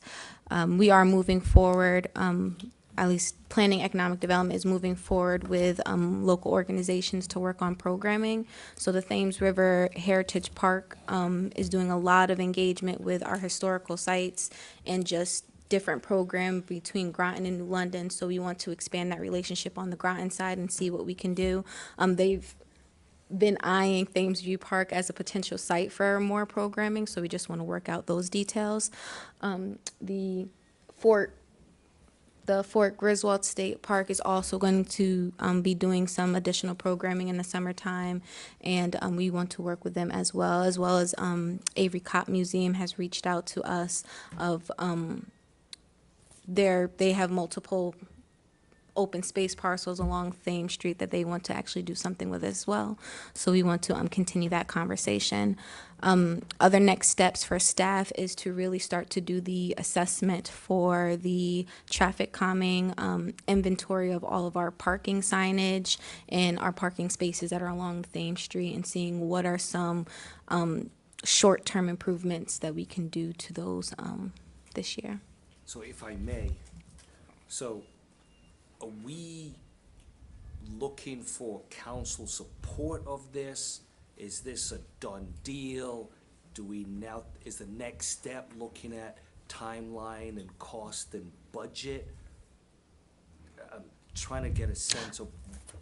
So the timeline, so this report is about a 1 to 3 year report for timeline wise. So the next steps are implementation of those actions that are noted in there, and we want to do that in this. Okay, so you did a really good job, and so did your counterpart here, the consultant or the company you worked with, that got this information. Is there, and you started it, just looking to see if I can hear it, is there another plan for engagement to promote this, to look for citizen support? Yes. So we're going to start, the Planning and Economic Development Department will start up with community engagement for this year in July. Right now, we're doing a lot of the work with getting everything on the website, finalizing the projects with the consultants, and then starting to roll it out. So the reports will be available here at the City Municipal Building, and we'll get bound versions for the community members if they want to look at that. And then I would just say, make sure you sign up for the newsletter, because more community engagements will come that will start to roll out specific elements within this plan. Okay, and the last thing I have, following up on what Deputy Depot said, I don't know the answer to this.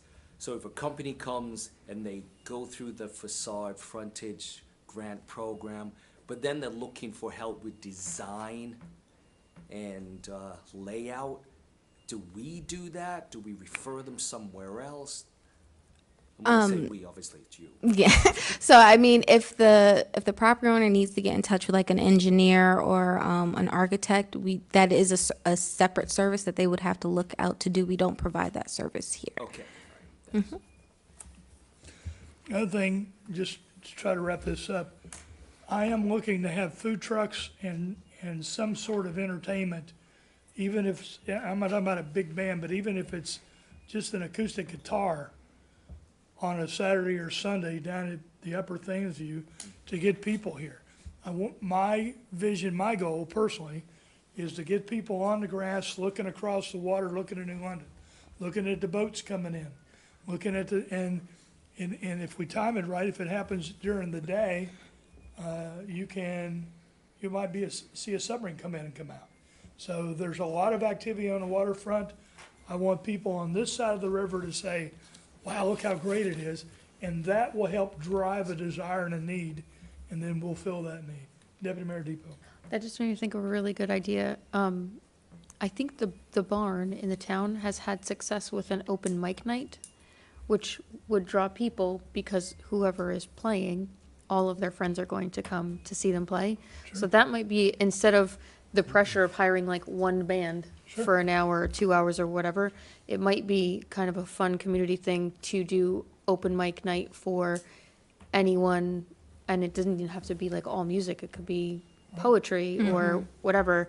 But I think that might be more successful than just getting one band. Sure. And like I said, I've heard talk from people who have friends who've played at the Barn, which is a new place in the town, because it's it's friendly to amateurs, to open mic, so you don't have to be, you know, an established group or something like that. It's open to anyone. I think that might be kind of nice, Sure. community-wise. Talk to the rec department. Okay. Counselor Sheffield.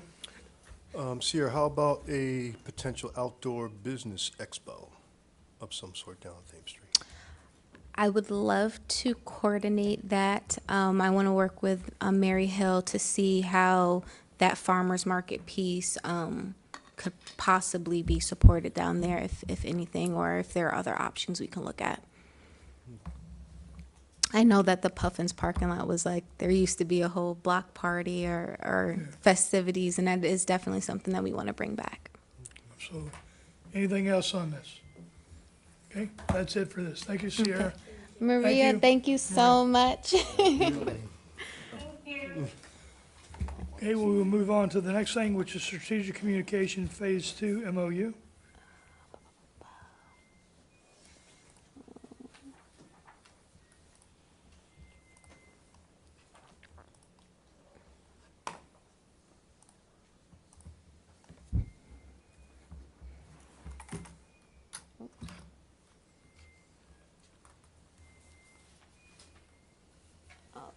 So for the strategic communications, this is a housekeeping item.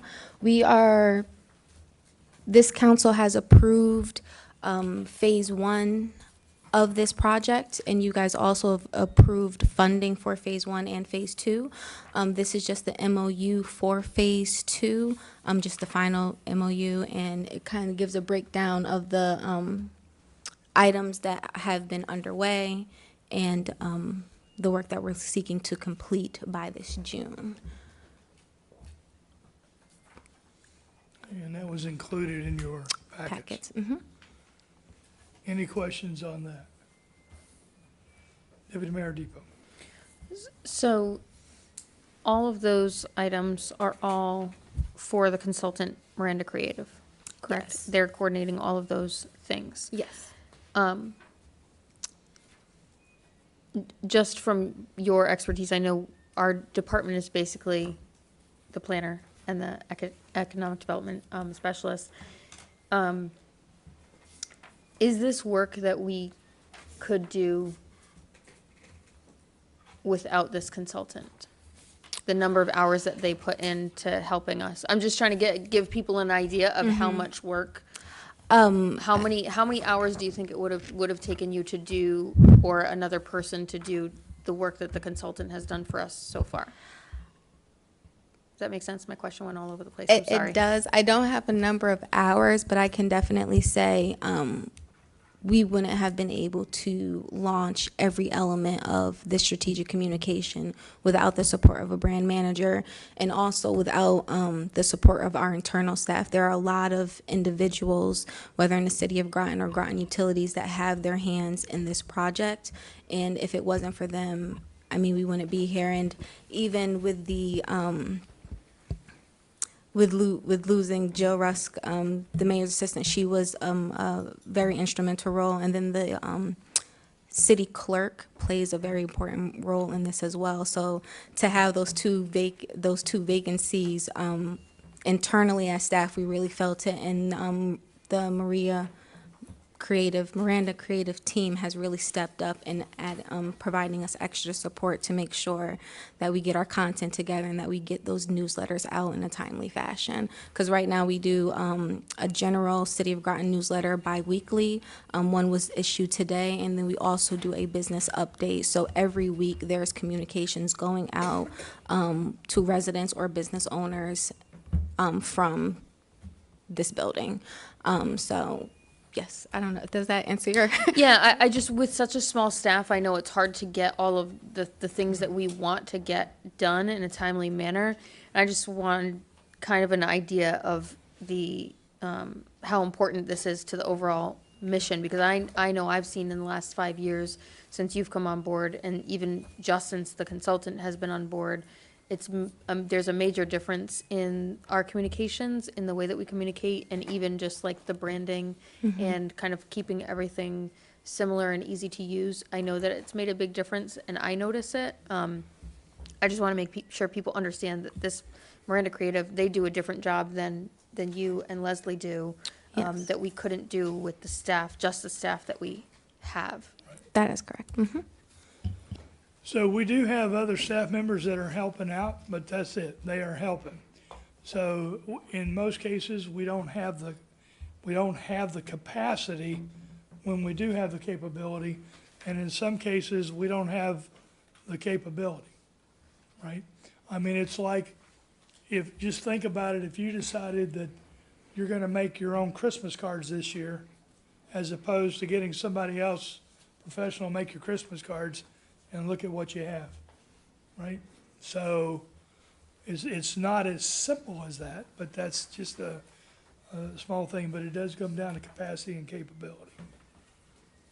Counselor Norris. Did they give a sense of how many hours they would be working though on the brand management? So can I follow up with you on that? No, I was just, because I just didn't see a minimum number of hours, so I just didn't know if it happened in communication. That's all. I was gonna say, on a weekly basis, I know personally, I'm probably in contact with them at least 4 to 5 hours a week they're spending specifically on our projects. Any other questions on the MOU? Okay, seeing none, we'll take a motion to move this to the mayor and council meeting of 5/2/2022. So moved. Second. We have a motion and a second. Any further discussion? Hearing none, all in favor say aye. Aye. Opposed, abstention, motion carries. Revise the Economic Development Grant Program Policy and Procedures. Sierra?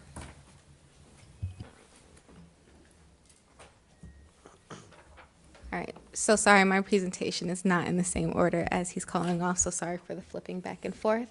But the Economic Development Grant Program policy and procedures have been revised. The EDC has did a revision to the grant amount. It originally was $1,000. We, based off of feedback that we've done and just general, like the work from the Visioning Thames Street, decided to increase that to 2,500, so that there's an amount increase proposal. We did some clarification of the administrative roles within the program, so what my position does, what the EDC does, and then how the city council comes into the decision-making for this as well. We've added some required documentation, so for example, there's a State of Connecticut does a status letter for businesses. That was something that was not included originally, so that's something that we definitely wanted to include in this iteration. We wanted to clarify that property owners are included in the program. We know that sometimes a business owner or a property owner are eligible to apply for the grant program. They just can't be applying for the same repair, improvement or repair, or soft cost kind of thing. And then there was clarification that was needed for what happens when there is one property owner but multiple business tenants, and that kind of goes to multiple businesses in a complex can apply for the grant, but each application has to be for a separate improvement. And Any questions or comments? Deputy Mayor Depot? I was just gonna say, I like that we are being flexible with what seems to be working and paying attention to what maybe is a complication. I think that's kind of in the past where we've struggled, having old policies that are just left that way because they are that way. So I think it's important, especially with the reimbursement. $1,000 doesn't get you as much now as it did even 3 years ago, Yeah. especially when it comes to commercial buildings. So I think that's really smart that we're doing that. Do we have like a one-sheet flyer or like those little, I forget what they're called, but like those little cards? Like an info sheet or something of the program? Yeah. Not yet, but we can definitely put one together. I'm just thinking like even, the size that like fits in an envelope to advertise the program might be, again, I'm always looking at, a person might not want to read all of these pages, but if it has like the bullet points of who's eligible, the amount and a couple of the most common reimbursement items on there, it might promote more businesses to be aware of it or be paying attention. Absolutely. That's a good idea. Thank you. Counselor Norris. How many grants are we gonna offer, or what is the total amount of the program? So, we'll be getting to budget in a little bit, but right now, the city's program is funded at $5,000 a year. We are requesting in this budget to increase that amount to $10,000, which will allow for roughly kind of keep in the gauge of being able to help at least 5 businesses annually. And that's up to, because even the amount for 25 is up to, so potentially there's a opportunity to help more. Does that answer your question? Yes. Okay. Any other questions or comments on this? Hearing none, I'll take a motion to move this to mayor and council meeting of May 2nd, 2022. So moved. Second. We have a motion and a second. Any further discussion? Hearing none, all in favor say aye. Aye. Opposed, abstention, motion carries. And lastly, proclamation for City of Groton Economic Development Week. Okay, so nationally, there's the IEDC, which is an economic development council that looks at all of the United States and brings all economic developers together, just training, keeping up with trends, etc. And they are hosting a third Economic Development Week, which will happen between May 9th and May 13th. It is an opportunity for each municipality to really showcase all of the projects and works that they're doing and kind of what economic development means to them and how it's being implemented in their community. I thought this would be a great opportunity for the city of Groton to really start to advertise and have that open dialogue with the community about all the work that we're doing to promote economic development, and then how that community development piece ties in it to us specifically. And the city of Groton is very unique to other municipalities and forms of economic development, so really honing into what are specifics that the city's looking at as we move forward. Questions or comments on this? Councilor Sheffield. Will there be any events that week for us for this?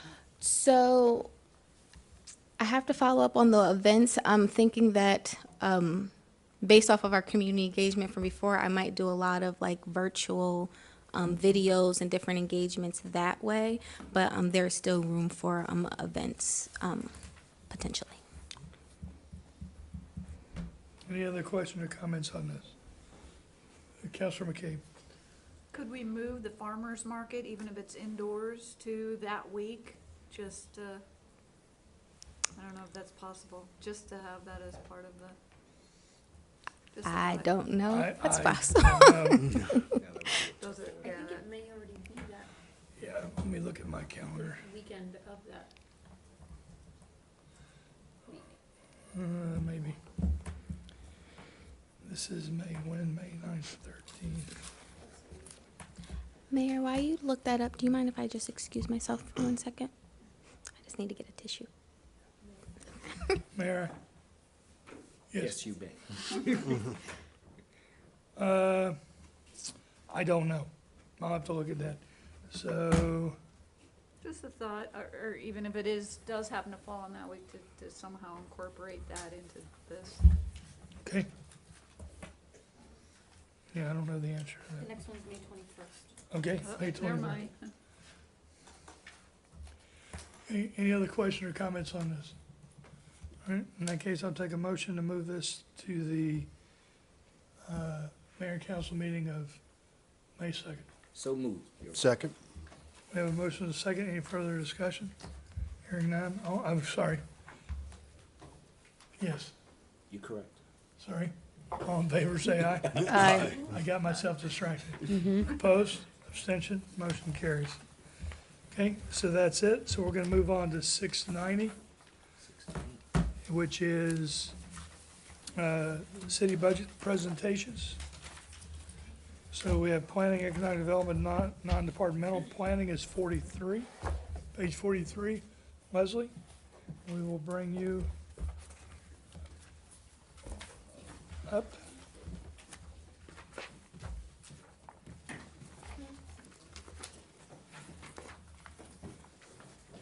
Should be in the bottom.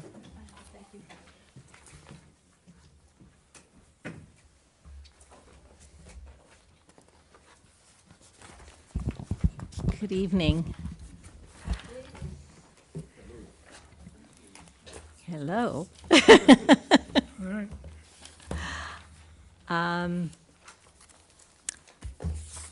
The budget for the planning and economic development is pretty basic. It's basically follows last year's budget, and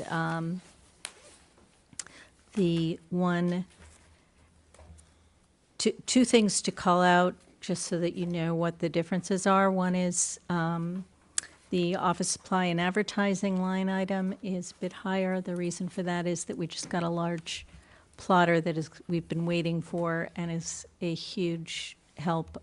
We've already used it. We've got pages of the report that you just saw the presentation on up in the lobby that we printed on that, so the public can see that. So we're employing that already. There is a monthly fee for things like, it's broken down so that things like toner and paper like that. So that's one thing. And there's also the consolidation of some of these items, so that where, for instance, contract services had been called out separately for planning office, for staff issues. Then there was one for another line item for contractual services for planning and zoning, another for ZBA, and those have all been consolidated. So that, I just wanted to call those out. That's why they show up a little bit differently than they did last year. And in terms of the planning the planning portion of the budget, it's basically the same as last year with, the percentage increases for things that I have no control over. I do try very hard not to spend the money that, where I don't have to. Contractual services is a good example. We could have ended up spending all of that and maybe more, had a specific lawsuit gone through, and we would have, that money would have disappeared very quickly. There's no way to predict that.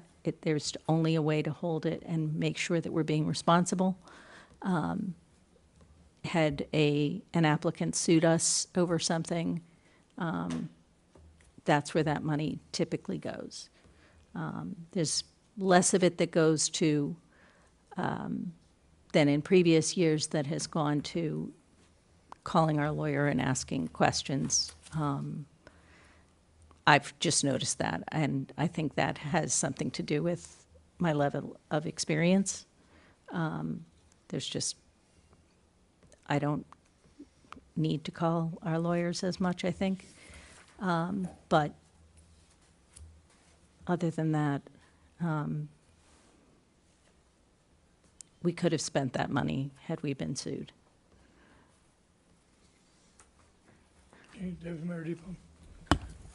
Are you saying that under contractual services, you didn't spend the whole budgeted $67,000? That's correct. But the estimate for the year end is $67,000. That's, I don't expect that we will be spending $67,000 in the next 2 months, no. So if we're not spending, do you know about how much we expect to spend from that line? If that's, We don't have, ZBA is the one area that there is ongoing litigation, and that will probably, we'll be in court on that, and I don't know what those hours will be on. That's still ongoing, right? Yep. That's the- Yes, The deviation in height? yes. so my question really stems from the estimates for year end on every line exactly meet the budget from last year. How did you arrive at the estimates for year end? Those estimates are not, I didn't put those estimates in. They were not submitted with the budget, so it just got put in with the budget. So the default is, so I guess my question is, if we're not spending the whole $67,000 this year, and we had a lawsuit, and we're still not planning to use that amount of money, do we really need to increase it to 70,000 if we haven't even spent the money that we planned to this year with the pending Unfortunately, lawsuit? it's one of those things that you don't know until it happens, and there is absolutely no way to know. For instance, a year ago, I would not have known that a major application would be before the commission and that there would be the potential before planning and zoning. Understand this is a composite of the staff use of an attorney, Planning and Zoning Commission, and the Zoning Board of Appeals, which just got moved to the planning budget from building. ZBA tends to have more litigation and has a big case in front of it now. It's in Superior Court. Everybody keeps delaying and it keeps, but that's going before the. Last year, ZBA was under building, right, or no? Am I wrong? Yeah, but as we discussed when we went through that, we left that in the same portion of the budget, Okay. So under the that's boards still- and commissions Right. section. Got it. But anyway, go ahead, ask your question again. 'Cause I don't think I don't think it's been No. answered. Um, I'll get to- I So- recognize your next. So this, for the zoning board of appeals, that budget is not under boards and commissions budget?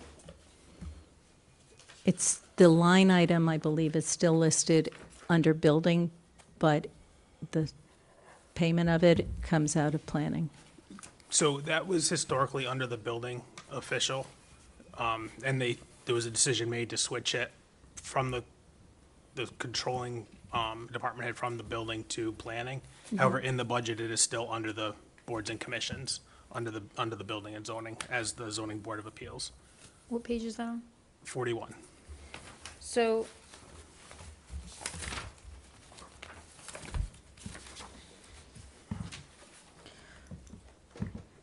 So is the attorney for the zoning board of appeals getting credited to this line contractual services in the planning instead of the contractual services on the boards and commissions budget? They should be going to the boards, under the boards and commission budget. It was just a transfer of the ownership of those accounts from the building to the planner, but the cost center should still be the same. So this $67,000 under contractual services and planning is not supposed to be for the attorney for the boards and commissions lawsuit? It's for just the planning and zoning budget, correct? So if there's an increase in costs for attorneys for the zoning board of appeals, it should fall under the building and zoning, the boards and commissions budget, not the planning budget.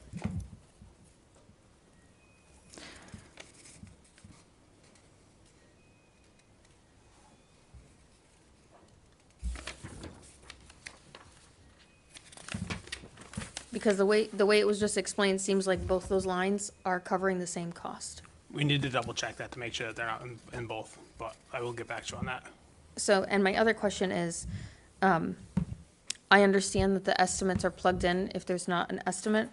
But looking at the financial, the budget from previous years, the actual year ended in fiscal year '21, which I can't see beyond that. Obviously, I could, look through my previous budget books to look that up, but, considering that in fiscal year '21, we only spent $18,850, the budget then jumped to $67,000.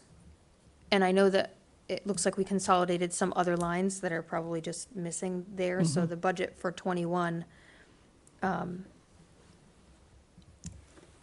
it just seems like these numbers aren't an accurate picture because of those two things, because those lines were consolidated, so we're maybe not seeing other items that were in the budget for '21 because they're not on this line, because you said contractual services didn't used to include, it used to be multiple lines.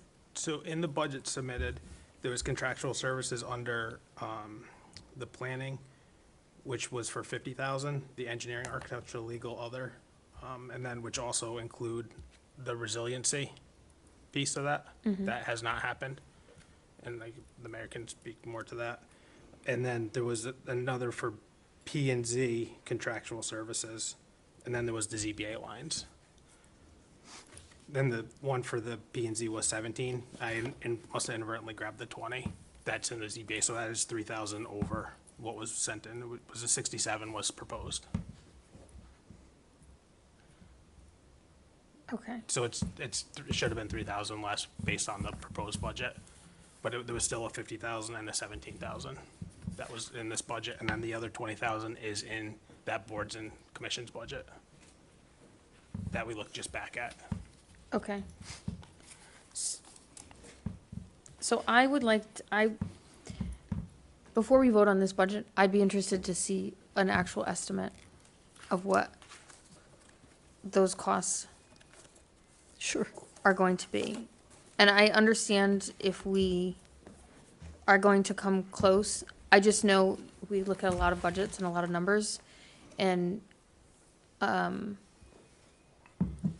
I think for me, I would just like to see a better analysis of that number, at least the 67,000, because that's your biggest number. A better analysis of that, what that estimate will actually be at the end of the year. And I know you probably prepared this budget weeks ago too, so you might not have had as good of an idea as you do even now, because it's been several weeks. But that gives me trouble, that number is exactly the same. Of course. That's my only issue. Okay, Councilor Sheffield? As far as contractual services go, we usually place that number just in case something happens to where if you budget too low and it goes over that, then you gotta come back to us to ask for money to take care of the situation. Yep. So that's where you always want to put a little extra in. Like I said, it's budgeted, doesn't necessarily mean it'll get spent, but the money's there as insurance just in case. So that's my thinking as far as when you put it together, you budgeted just in case, especially if there is some sort of litigation going on. You want to make sure it's there so you don't have to come back after. That's correct.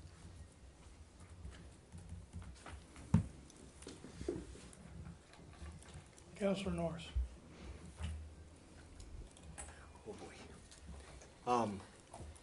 I appreciate what you're saying,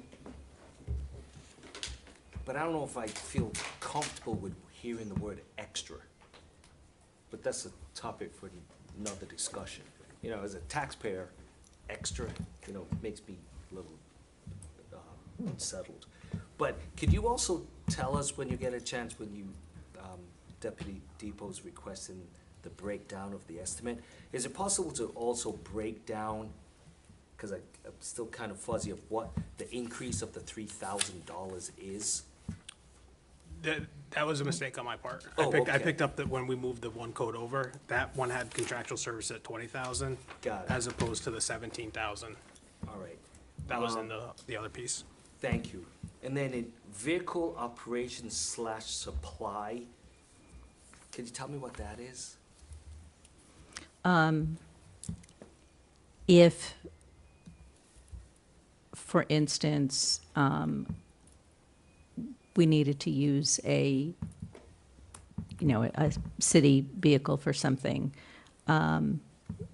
sometimes we use a vehicle from Public Works that goes, and brings the fire pits and the chairs and things like that over to the Thamesview Park, things like that. There could be expenses incurred with that, just department to department or gas or something like Okay, that. got it.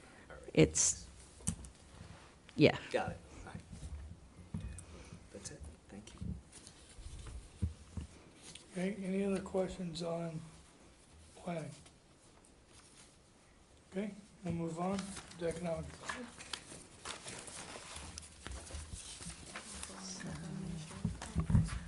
And that starts on page 48.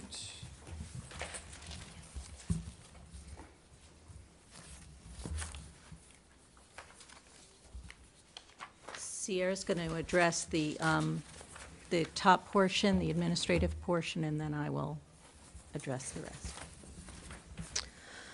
Okay, so hello again. So in regards to the administrative portion, I'll be covering the contractual services, office supplies, vehicle operations, professional development, materials and supplies, and then the grant program. So in essence, the overall budget itself didn't change much, the ending dollar amount for the administrative services. A few of the items, the amounts have just been changed in each of the line items. So for contractual services, there was a decrease of 8,500. You will notice that in office supplies, there's an increase of 500. In the professional development, there's an increase of 500. In materials and supplies, there's an increase of 2,500, and that is to really help with all the placemaking, planning, and community workshops and everything that we do. There is an expense to all these elements that we buy to help put these events on. And then for the grant program, there's the increase for the 5,000 to bring that total grant program to $10,000.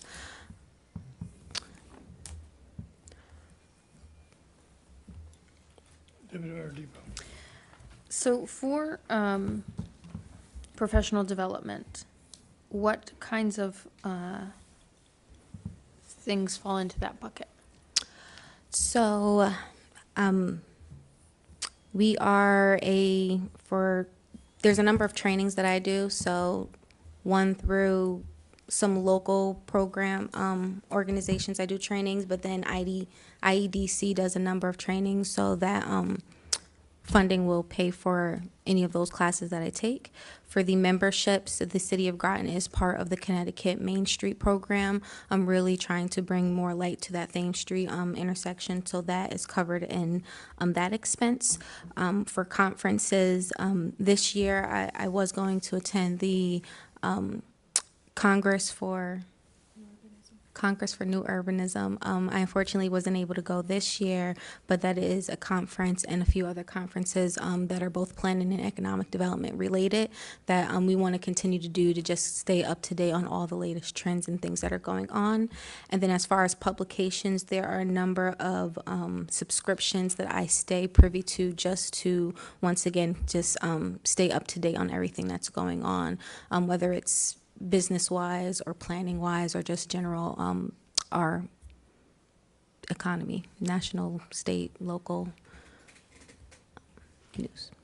And then you did mention the increase in the grant program before, and I think, just want to say, I think that's a great idea. I think $10,000 is a reasonable amount to use for that, especially the push that we're trying to do. And I do, just to backtrack, sorry, I've attended the CCM conferences as a counselor, and I think that stuff is very helpful to mingle with people who are doing the same job and learn what other communities are doing. I've gotten a lot of good information and education from those, so I do think that's very valuable.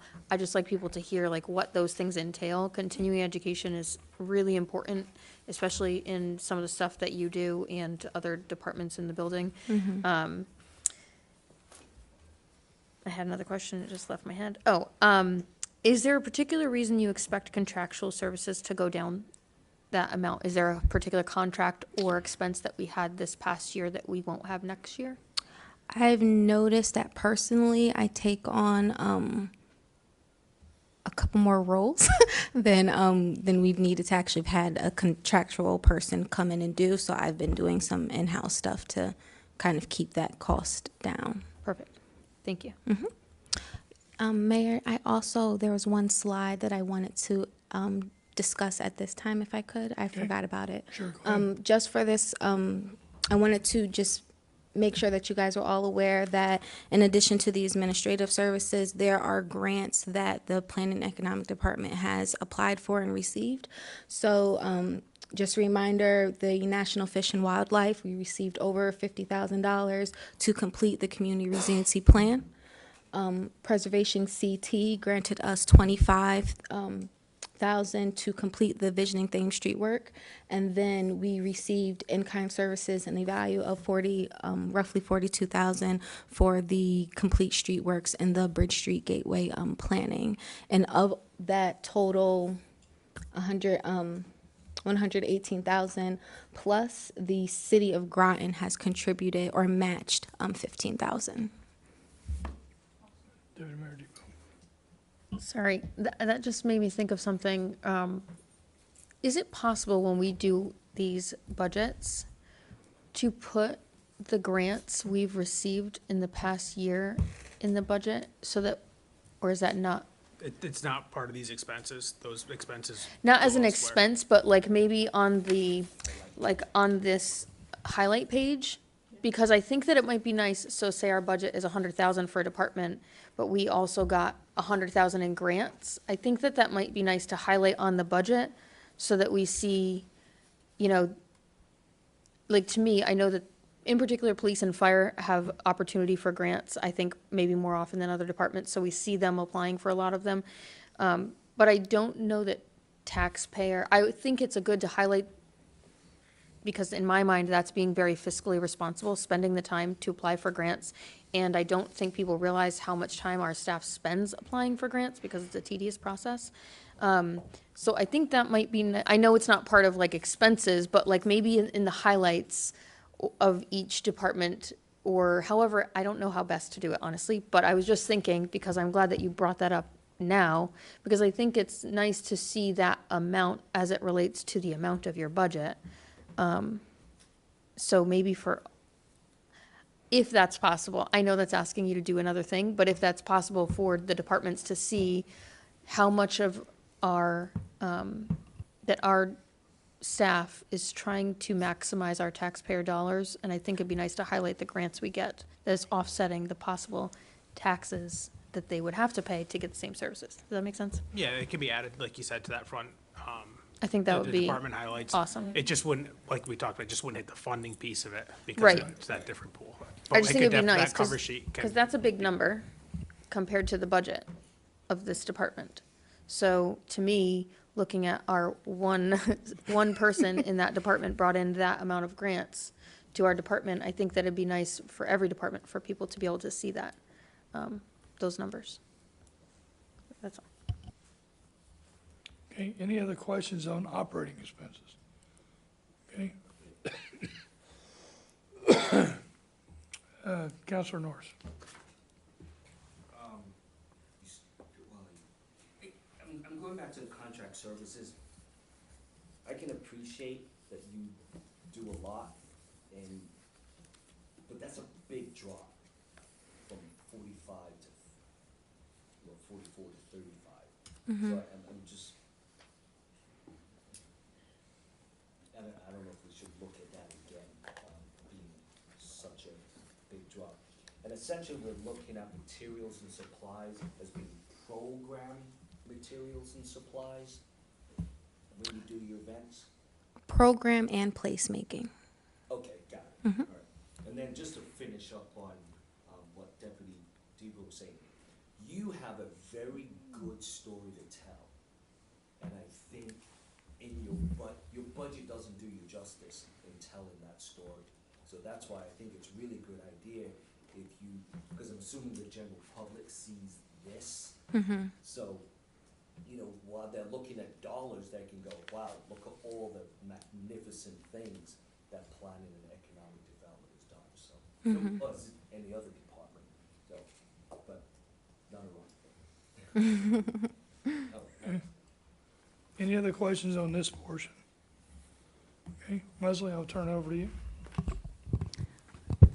With regard to personnel services in the economic development portion of the budget, I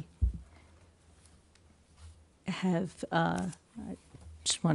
it's obvious there is a large proposed increase in salary for Sierra. I think she has been her best spokesperson here tonight. But if you have any questions, I would be happy to entertain them. I am strongly in favor of this. I know how hard both Sierra works as a person, but I also know what the job entails. And I will tell you, I have worked with other economic development directors in the past in other municipalities, and it hasn't been until now that even I have given real credence to what that position can be, and understanding how to develop a process, how to move that process forward in a both a rigorous but also creative, innovative way. And there are, okay. So a couple of things. One is part of that process is starting with the Plan of Conservation and Development, which was adopted in 2019. That's the big vision piece. That's where there is a lot of public input, hopefully. And that is the document that has to be updated every 10 years based on state statute. That document then gets pushed, the items in that document get pushed forward through regulatory means and through programming means and through every other means we can think of. And that, so for instance, we're updating the zoning regulations now to comply and to bring forward and create the framework for what it is that's in the Plan of Conservation and Development, to make things allowable that may not be. There are a lot of things that people said they wanted that are actually not allowed by the zoning regulations at the moment. So that's what the commission and I are working hard on. And we're doing that in-house. That's, and then the next step is moving that forward. And you'll see in the economic development line at the bottom of this slide. And again, it's community engagement. It's those feedback loops going back to the public. What is it that you want? How do you want it? What are you going to do to help us get there? And moving that forward to both getting that information and finding the funding and moving toward implementation. So that process is what we follow, and as opposed to just grabbing whatever shiny object happens to fly by. Do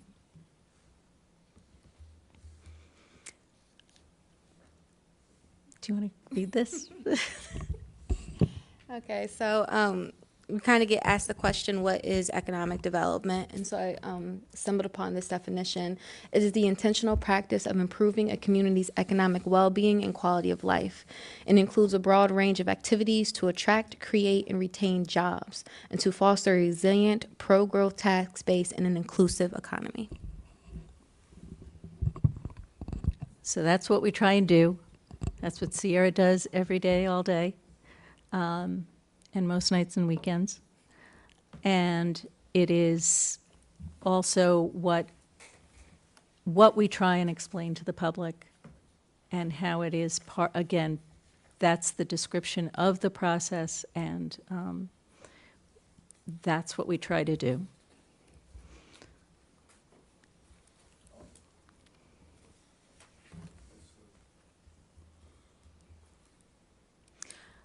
So this is here not to read, don't worry. I couldn't even see it on my screen. The purpose of this is when this position was first created, it was a part-time position. And and the responsibilities in that position included all of the line items on the left. Now it's a full-time position, and it includes all of the line items on the right. So we've gone from one column that you can't read to two columns that you can't read. And the things that have come into our department and have fallen on Sierra's desk are things that I always know we're going to do well, and Sierra keeps everything on track. And again, it's not about the shiny objects. It's about making sure that we're following a process that's going to lead to the end result that we, as a community, have said we want. And that starts with the POCD, but it keeps following all the way through.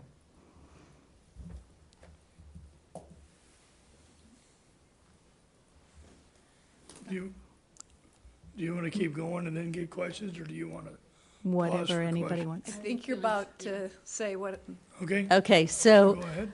we did, with some help from Human Resources, I put together this chart on the left, which is a salary comparison of job postings, with the exception of the two from the town.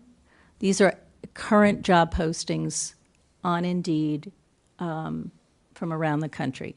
And you'll see one of them is from Wallingford, Connecticut, just to give you an idea of what other places what one other place in Connecticut is paying as a starting salary, unless otherwise noted. Okay, the two in the town are included because they're kind of the most applicable, but the two people that are in those positions also have been there for a long time. So we're not even close. To fill this position now, if for some reason Sierra decided to leave, it would cost us much more than what we're asking for in this position now. In my opinion, there is no reason to not have this position paid a Market value. thank you. In addition to that, so we go back, we had part-time, then we took her to full-time, and we got a bargain deal at where she was then. Sierra also comes in with a master's, and many of these positions here only require a bachelor's.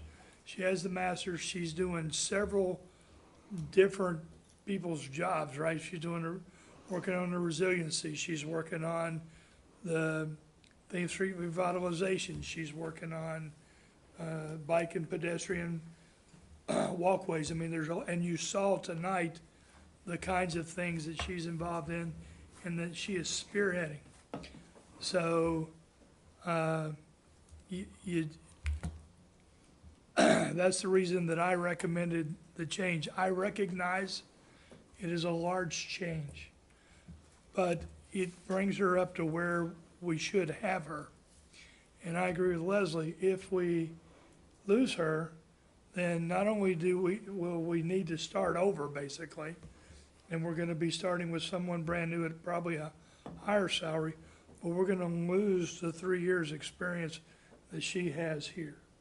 That breadth and depth of experience that she has, that she brings with her. So that's just another thing to think about. Did you have Are you done with your presentation? I don't want to interrupt. Yes, I think for now, there are two pieces to this that I hope you'll keep in mind. One is what her experience is, what she's proven that she can do, and what she's doing, all that she's doing. And as the mayor said, she is working on things that other municipalities, including the town, have totally separate human beings doing. They will be having a resiliency person. We have a resiliency person who happens to be the same person as our economic development person and our, our complete streets person and our, remember those columns? Are those people. We have that wrapped up into one, and one incredibly capable, and I will say, my favorite person I've ever worked with. There's just, I'm going to lose it.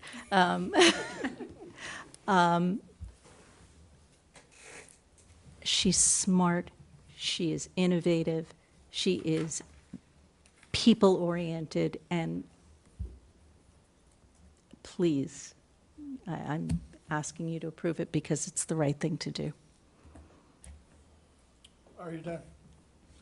Deputy Mayor Dupont. So I want to say a few things. I have actually, since the time Sierra's been here, I have had a few different staff members comment to me how hard she works, and not just in her own department, but people who work in the building that notice. From a professional standpoint, doing rough calculations, the current salary is only $23 an hour, working 40 hours, which I assume you work more than that because I don't know how you would get all of the work done in 40 hours. And bumping up the salary is about a $10 an hour, again, at 40 hours, which is probably not what you're working. You're probably working way more than that. In my opinion, from a professional standpoint, for a salary, I don't think that's an unreasonable number. It is a big jump. I do think that because the job has changed over time, it's hard to kind of absorb that the number should change so much. But the other thing that I have been thinking about too, especially over the budget season, having every department head sit here and give their budget, is that I think that right now we have a team of department heads that seem to work better together than in the past. And I think it might also just be in terms of because they all have started in this last couple of years, we've had a big recycling of positions. So I think that also from an employee standpoint, I think having a team that works together the way that it seems to be working and moving in a positive direction forward, it gives me even more reason to keep the people who are working well and clearly making an impact in the department. I think it's important, and I really try to focus on happy employees work better together and on their own, and I think it's important to consider that as well when we consider, who we want to keep or, keeping employees happy. I think it's important that people also are paid what they're worth. I think it's unfair to put tasks on people's desk and then not pay them for it. And I think that the salary that you're currently being paid underrepresents the amount of work that you do. So while it is a big jump, I think it's obviously looking at the budget, other departments have gone down a little bit, and I think it's worth increasing the salary, especially we have implementation. I know that we've been doing all these studies, which are kind of unseen hours, but the implementation is going to be a lot of hard work, and I don't know that there's a better person to do it than Sierra, who's put in all the work up to this point. So that's where I stand on that. Councilor Carter. So, all right, so as a, because I consider anybody employed with the city of Groton a government employee, right? And I think we have to be careful between going through like, okay, we're a corporation, are we paying people for how many tasks they do or what they do, or is this like a government, right? And I am in favor for her increase, because of there's nothing kind of set in place, right? I've said this for a while, that we need something set in place for things like this, right? I think we need to evaluate how we do things, because regardless of the fact of how much work you do, like this jump is big. Like there's no reason why we should have the director begging us for a raise, right? But I'm for it because of, you know, that's what the job entails. I want to be, it's my opinion that as far as what you're doing, like, I mean, you're doing your job, you know? I mean, any one of us could say this, you know? You're doing your job, you know? As far as the tasks go, I'm sure you're doing extra, right? But I think we need to look as a city, like what are we doing as far as rectifying this and making sure things like this don't happen? Because I look at like the Mary Hills that have been here for a long time, who do a lot of work for us. You know, is she being paid what she should get paid? I think it needs to be kind of fluid throughout the city, not in a manner where it's okay, we like a certain person. I'm not insinuating that. I'm not insinuating that. I'm just saying that I don't want it to be presented as that, because that's what it's seeming like it's presented as, that, okay, we love the work she's doing, this is what she's getting paid for. And I'm looking at it as, no, this is what you're worth. Do you see what I'm saying? And I'm with this because, you know, I think this is what your job entails. You come in with this master's degree, this is what it's worth, as opposed to, okay, we're gonna pay Sierra because it's Sierra. Do you see what I'm saying?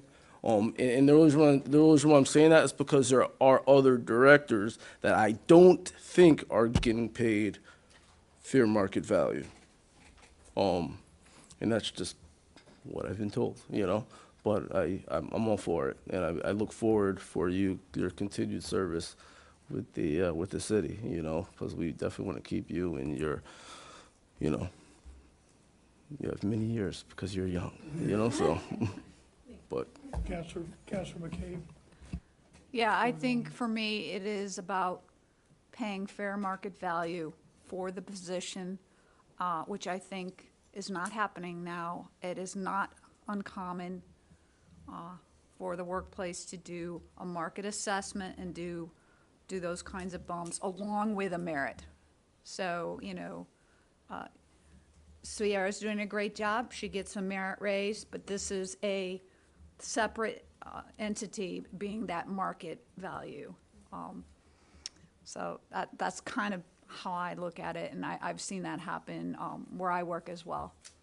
So it's not unheard of, but it sounds like maybe we could be doing this kind of thing holistically across all of the departments to make sure that the market value for the people that have been here for many years, and you know, it's one thing to say, yeah, I know they're gonna stay here because they've been here many years, but they've been dedicating themselves to the city for a very long time, and they should get that look at too. So let me address that since it's come up twice. We have looked at department heads. We have raised some department heads in the last couple of years. Mary Hill was one of the department heads that did get an increase. We are continuing to look across the board at our non-union and department heads. And we're looking at the utility side, and we're also looking at the municipality side. I had a discussion with John Burt last week when we were at a conference, and we're even behind the town in some cases, but he's talking about doing the same kind of study that we're doing. I now have Linda already doing a study to see where we are in our salaries and see if we need to make some changes. So we are looking at that already. Deputy Mayor Depot. I was just going to comment to Councilor Carter's point that maybe our HR, like informal policy would be like every 5 years. Yeah, every 5 years after someone's hired or something like that, like some kind of, like established number where it's standard for us to look at the salaries and compare them to the market to make sure that this is kind of across the board, at least we have an idea. Because, time goes by and it's just like the grant cost, $1,000 didn't get you the same thing a couple years ago. Same thing with salaries. Salaries change a lot and different professions kind of fluctuate a lot. So sometimes you have, public works entails a lot more so that those salaries across the board go up or whatever. And then the next year it's a different department. So I think that might be a good idea to, even if it's an informal policy, but to have a periodic revaluation that we kind of make a standard. And I think that sounds like that's what you're working on. Right, because we had not done that before.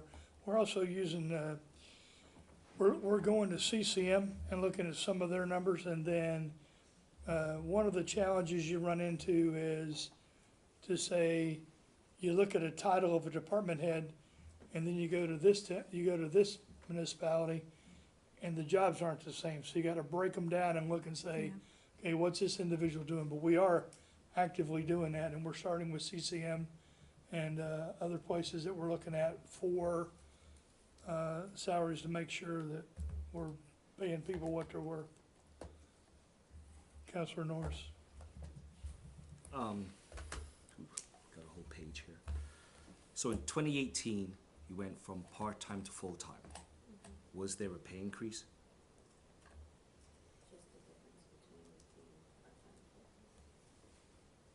Okay. There was obviously a change in your job description. I don't know. Does council approve changes to job descriptions? No. All right. So then, trying to keep the person out, the mayor just said it. We need to, and I'm leading to something down here, is looking at job title, job descriptions. So now I look at Wallingford, Connecticut, $65,000, or actually all of those. Are they economic development specialists? Are they economic development directors, coordinators?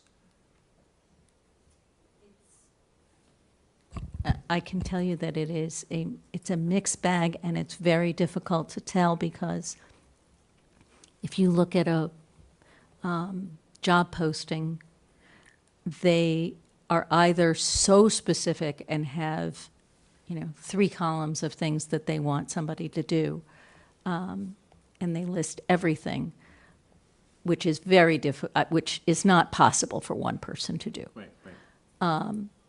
Or they're so vague that you can't really tell what the job is.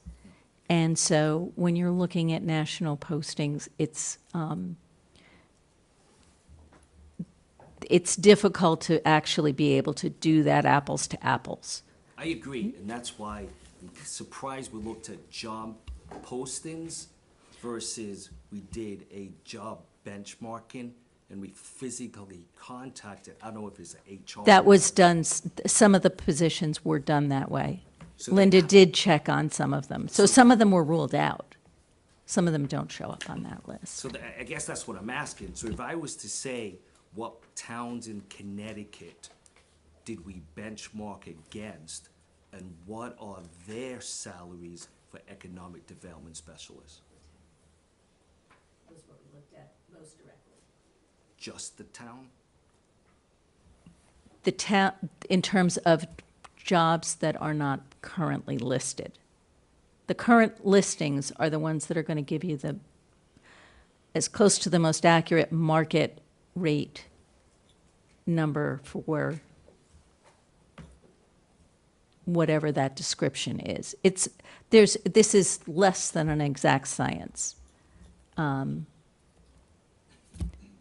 I guess what I'm saying is, if there's, let's just play with a silly number, 150 towns in Connecticut, did we get a job description and a salary from 10 of them that said, based on that job title, this is what our pay range is? That I don't know what Linda did. Okay. Because I bring that up because we could be even at the new rate, Yeah. not doing you justice. And what I'm trying to alleviate is, so we do it now, and then 2 years from now, we're doing it again, potentially a different way, and we're getting a whole nother number. So that's why I was asking that question, in doing that. I don't want to get into, do we do this, do we do that? Every municipal employee works more than 40 hours and all that kind of stuff. So it's not a matter of, do you do the work? Are you really good at the work? How many hours do you work? It's based on, we are a population of 10,000. Yes, we do need to keep good talent and stop them from fleeing. But at the same time, what is the rest of the state doing?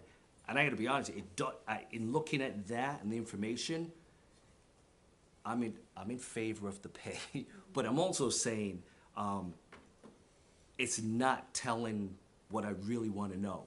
I don't know what Colchester, Meriden, Granby, South Windsor, I don't know what they're getting paid based on, I don't have a comparison here.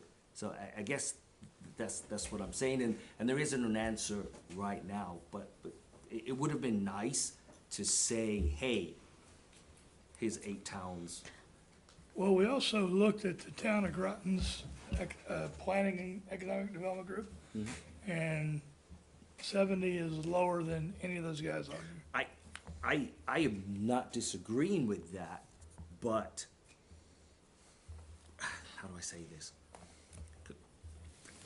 You're looking for an apples to apples? Yep. Yeah. Close to it as possible, and I think that one thing, I totally appreciate that, and if it was, I totally appreciate that, I really do. One of the things that makes that incredibly difficult is that there is a certain baseline that you have to do for most jobs, whether you're in Waterbury or Hartford or Groton or, Derby, Connecticut.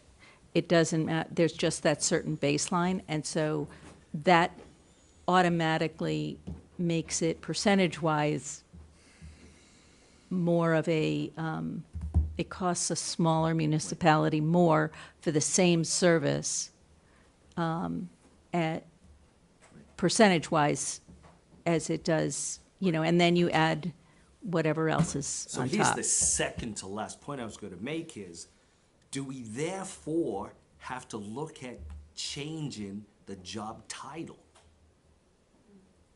So again, looking at apples to oranges, it looks like we looked at this piece and we didn't look at this piece. So I'm just, yeah. But for future, I'm not just saying that.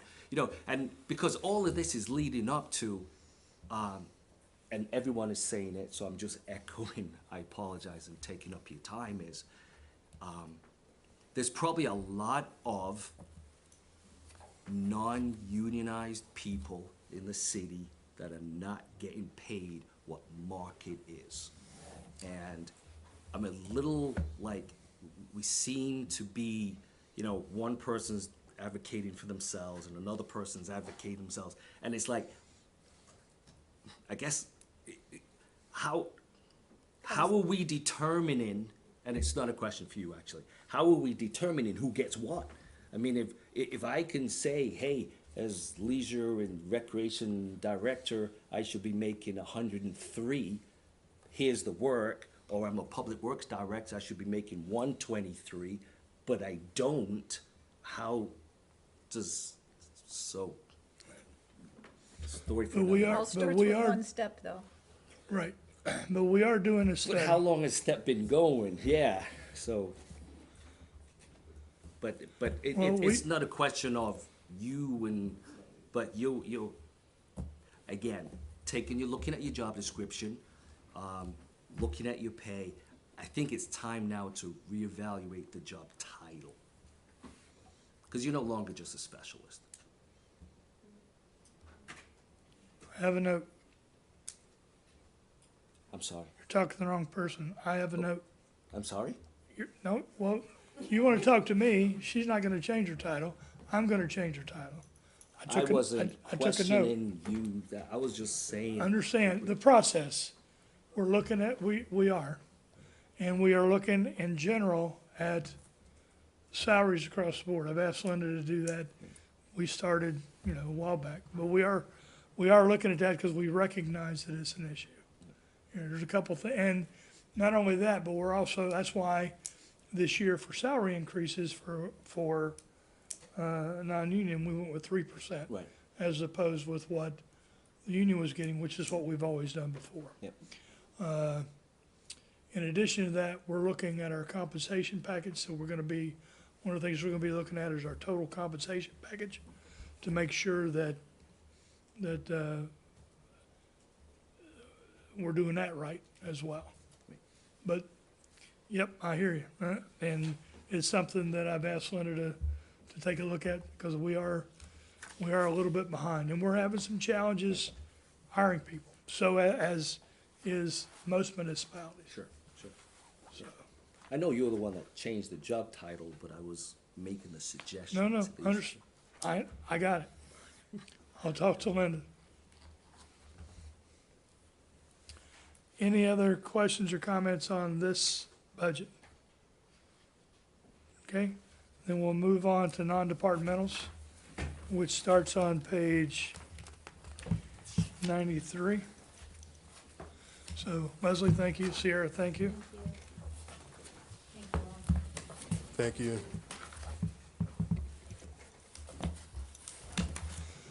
So this is the portion of the budget where, all the other things are thrown in. And so I'll get Ron to do a high-level review of these, and then we'll move forward. Then I have a couple things to say, and then we'll move forward.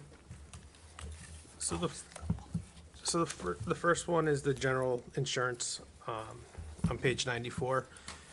That would just be increased from 115,000 to 120. These are costs that are related to the insurance consultant, other insurance policies that we have that really just aren't specific to one department, and they just kind of fall in as a whole. With the insurance market, you never know where it's gonna come in at. As you can see, we've been under the last, in fiscal 21, it was 91, up to 104, so there was a significant increase. We're kind of potentially planning on that, again, not knowing where it's gonna go. So that's why it just was up just to 5,000, just to make sure that we had adequate in there. So that's the general insurance. The next one is the pay adjustment. This is kind of a standard line that's stays in there. These are for pay adjustments that are outside. If a union contract's not settled, and as the fire talked about with their budget, they kept the same salaries that were in that expiring contract, we'd pull the money out of this pool, in theory, replenish it. So we just keep this at the 25,000 for those instances. You'll see that there's nothing in 21. We just didn't reallocate it essentially back to the department that needed it. It's something that, like I said, we've just historically left as that additional piece if there is a salary adjustment that's unbudgeted.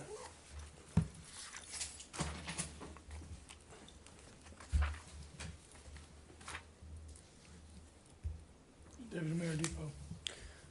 So we spent $25,000. So does the estimate mean that we used the $25,000 to offset the cost of an unfinished or a union contract? There have been some increases over the years that over the year that was on budget. I didn't have an exact number of each one, so that was just kind of put in there. I can get that for you as far as what those were that were unbudgeted that we had used. That's definitely not an exact number. I didn't go through every one of those positions that were on budget that had an increase. But it wasn't zero. Correct. It's just 0 and 21, just because we didn't reallocate it back to that department. Okay. We just kind of left it there as part of the budget. We allowed them to go over in that line, knowing that we could have reallocated that back. Okay. Councilor Norris. I think what I heard you say was this money's budgeted just in case, for example, a union contract isn't ratified and it needs extra dollars. Or most of the time, that's what this comes into. Yeah. There's other times where it could even be a non-union that an increase is given that was maybe not budgeted for. Got it. So I guess that was my next question is, if there are unexpected increases, it could come out of here. Correct. Okay. got it. Right. All right, thank you. Okay, all right, continue on. The next section on 99 to 100 is just our debt payments. That's the city responsible for. Again, this is just city debt. Electric, water, and sewer are paid for out of those funds themselves. So this is just the general obligation of the city. Which is going down? Correct. And is that a reflection of CIP, or is there? There just hasn't been a new bond issuance, so Oh, so this this is is just being just drawn bond. down. Yep, Okay. just bonds. Right. Yeah, you'll see on page 102, it breaks out the principal and interest payments.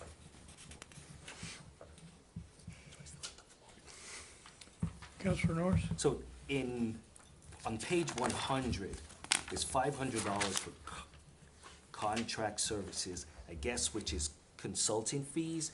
Is that an attorney or? Yeah, if we needed bond counsel to look at something, we would end up using that, but historically, we haven't. We did have an audit at one point where that would have come out of that. All right. And what I mean by an audit, not a regular, just we had an IRS Okay, audit come got in. it. All right, now I get it. All right. Thank you.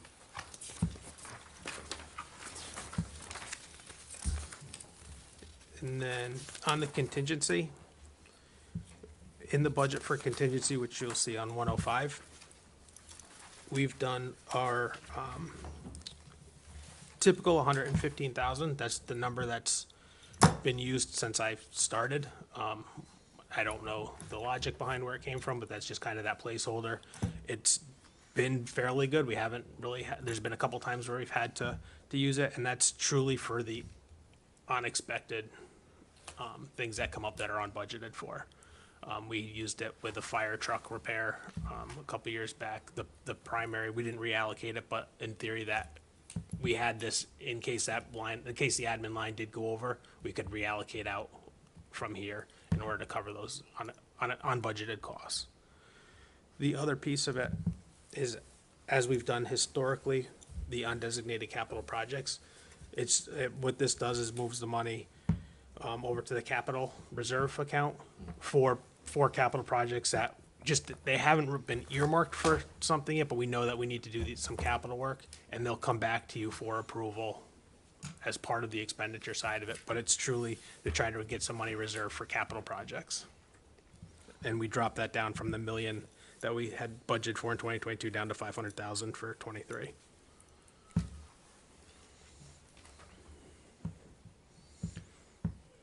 Councilor Norris?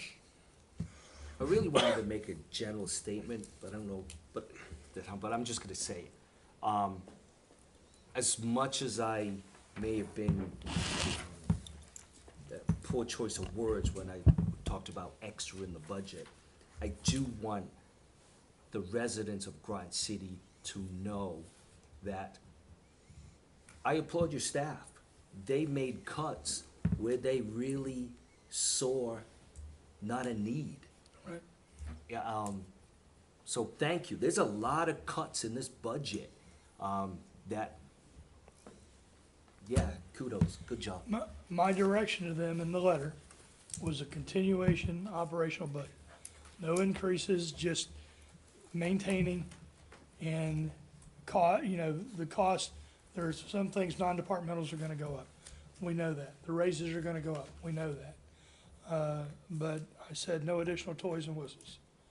And so, and staff heeded that, and you're right, we came in with a good budget, and then, in addition to that, we had the grand list, and that went up. And so, one of the things when Ron and I were looking at where do we want to take the mill rate,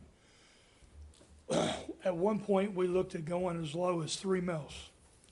And my first question was, one, can you do it? And the answer was yes. My second question was, is it sustainable? Right. And the answer was no.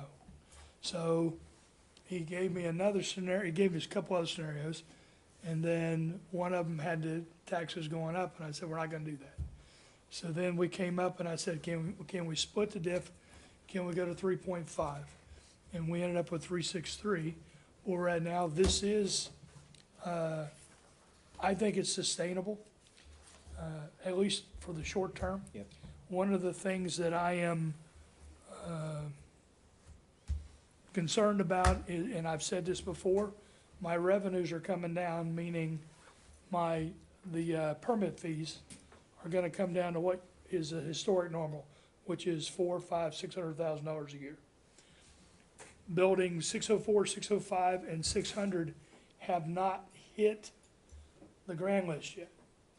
And then I found out today through a source, and I need to verify this, but that EB has already filed for enterprise zone exemption, which means instead of coming on 100% on the grand list, it's a 5-year payback, 20, 40, 60, 80.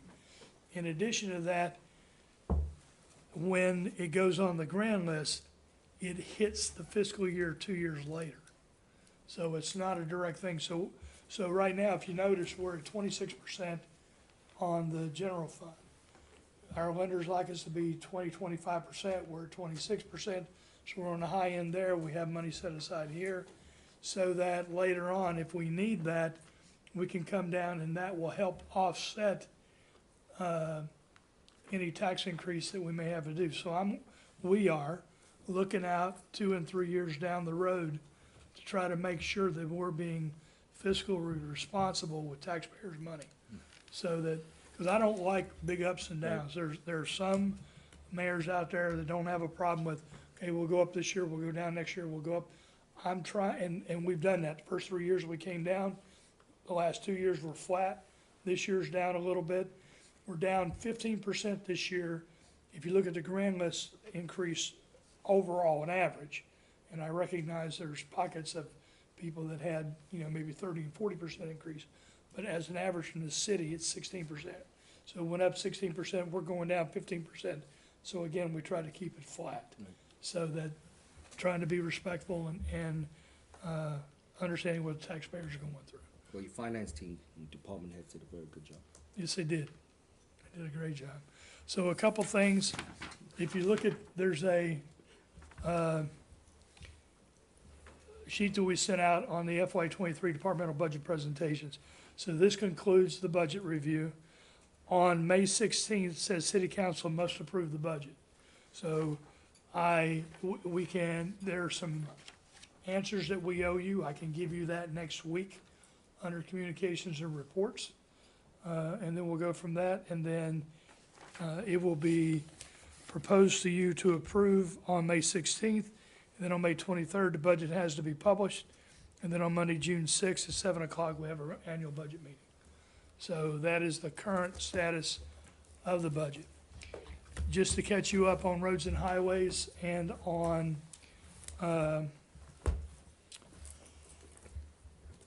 police, we have went through both RTM subcommittees, and they did not do any additional cuts. The $1.4 million for the seawall was removed by the town council with a promise to fund it with ARPA funds. And so we're gonna keep them to that. We are continuing to work with Congressman Courtney's office, and I'm also working with Senator Summers for state funds to see if we can get the other 1.4 million. And if we can, we will, and if not, then we'll be coming back to the town council next year. And with that, the final RTM budget is make sure I got this right. So the annual RTM budget meeting is May 4th at 7 o'clock at the senior center, when we go in front of the entire RTM to defend the budgets, along with other people. So that's just keep council up to date. Any other questions or comments? Okay, thank you. We'll move on. Okay, thank you, Ron, for being patient. if you can come forward. 3 hours. Well, so now we're to Groton Utilities, 742. This is the last thing that we're looking at now, but there's several things that went through the Groton Utility Commission last week that are been approved by the Groton Utility Commission, and now we'll move those to you. So start with Lewis Tree Service. No, I was actually texting with Noemi, so.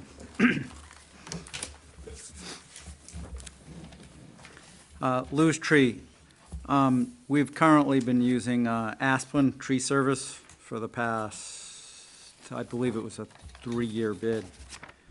And we just bid it out. We had 3 bids. Lewis Tree was low. And we're recommending to swap to them. And this is also going to pertain to Basra. So we basically spend double.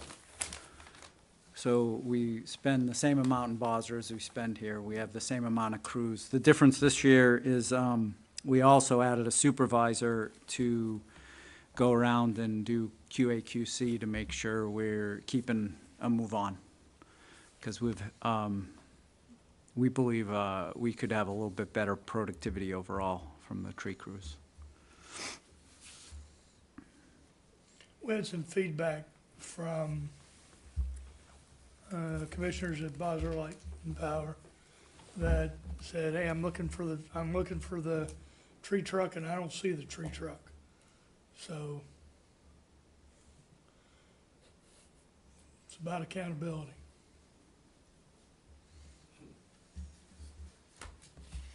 So, I mean, that's one of the things that's driving the supervisor, Deputy Mayor Depot. So, do we know any other municipalities or utilities that are using Lewis Tree Service? Did we get like referrals or anything for their service? They're being used in Western Connecticut by Eversource and United Illuminating. I can't recall another municipality using it. Mark didn't mention that. When we did have Asplin, the contract we had with Asplin was very favorable, and NPU actually leveraged our contract and used our pricing up there without having to bid it. So there's a chance that they could be following us again. Oh, sorry. No, I go was just gonna ask, do you know what we paid? What was our contract like for the previous contract with Asplund? This was about, it's like a 15% increase. I'm assuming that was. Over what we were spending with Asplin. Okay, so we had a 3-year contract with Asplund, correct? We actually budgeted annually, and it was a 3-year fixed pricing. Oh, so it was the same price with Asplund for 3 years in a row? Yeah, there was small cost of living increases. They were like 2%, 2.5%. So you're saying the Lewis quote for year 1 is 15% over Asplund? Yeah, I don't know the Previous? exact, but it was about something like that. I do know that we have 20%, we were lower than our budget by 20% because we had to estimate what the increased costs were going to be. The reason I'm asking that is because if the Lewis number is 15% over what Asplund was charging us previously, Asplund's quote is much high. It's like 20% more, 20% higher than they charged us for the last 3 years, which I think is kind of a huge increase, considering that we've paid them for several years. You'd think that they would maybe not do such a huge increase. Yeah, but do remember, we did add the foreman on top, so. So will we be getting a foreman with Lewis Tree Service as well? All the bids were similar, Okay. but Asplin to Asplin, current Asplin. It's not comparable, okay. I'll guess a foreman may have cost 50, 60 or so. Okay, so this contract might not be comparable to the last contract for Aspen, Oh, definitely not. but it's still almost 9% higher than the Lewis bid. Okay, that's all. Thank you. Any other questions on this? Okay, I'll take, I'm sorry, Counselor Norris. I'm sorry, I was just gonna say, is this number budgeted in the 23 budget? Yes. Okay, thank you. I'm gonna take a motion to move this to the mayor and council meeting of May 2nd, 2022. So moved. Second. We have a motion and a second. Any further discussion? Hearing none, all in favor say aye. Aye. Opposed, abstention, motion carries. D&D Power. D&D Power is to replace poles and wires on Military Highway right along the river. If you take a drive down that road, you'll notice that we've been slowly replacing the poles, and this is to actually continue and finish the wiring. Similar to what we've done, we've used D&D Power, which we have a master service agreement with BHI Energy. D&D is a subsidiary of them. We've done this also on South Road in Basra and on Thomas Road to replace wiring out there also. We've leveraged this service agreement. Okay, any questions or comments? Deputy Mayor Depot. So we're replacing poles that are owned by someone else, correct? Is that what this project is doing?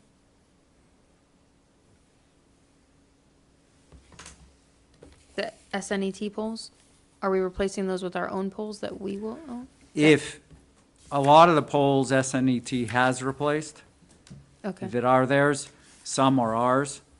If they don't get to it, but by the time we do the reconductoring, we will just move ahead and replace them.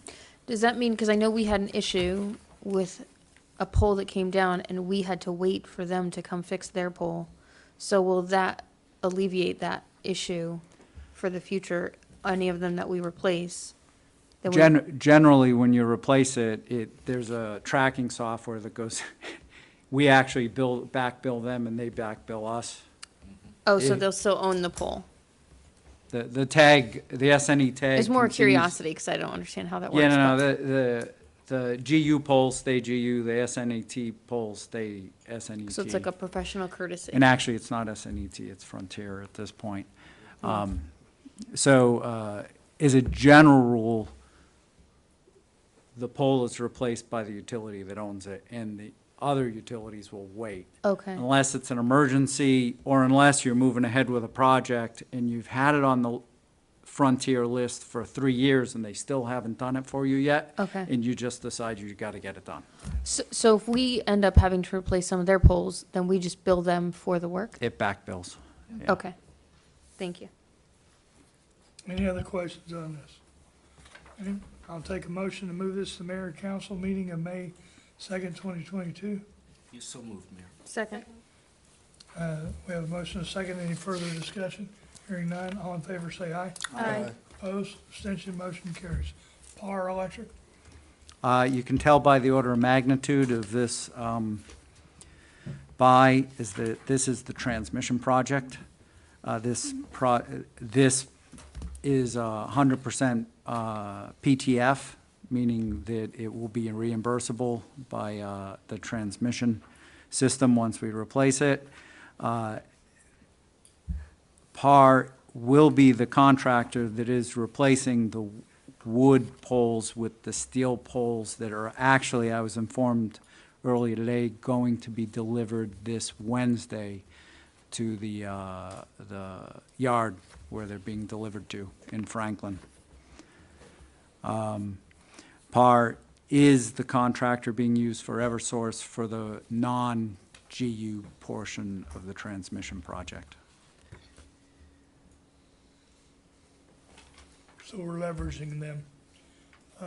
Counselor Norris. Why such a large, oh, I'm sorry. Why a 25% contingency? We've been putting 25% contingencies on these since what started with that was we came back to council, not just once, but twice Okay. on some of these and we were putting in 10% contingencies, the 10% didn't do it, we'd do it again, and then we had to do it again. So we've got large contingencies. We'll assure you that we're not cutting purchase orders for more than we have to spend, so the contractors do not see what was approved. And there's only, it only goes up when there's justification.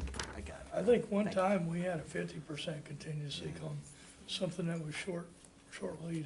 I think I remember that. And we try to do 10 if we can, but now we're at 25. Any other questions on PAR? All right. I'll take a motion to move this to the mayor and council meeting on May 2nd, 2022. Second. We have a motion and a second. Any further discussion? Hearing none. All in favor, say aye. Aye. Opposed? Abstentions? Motion carries. Burns and McDonald?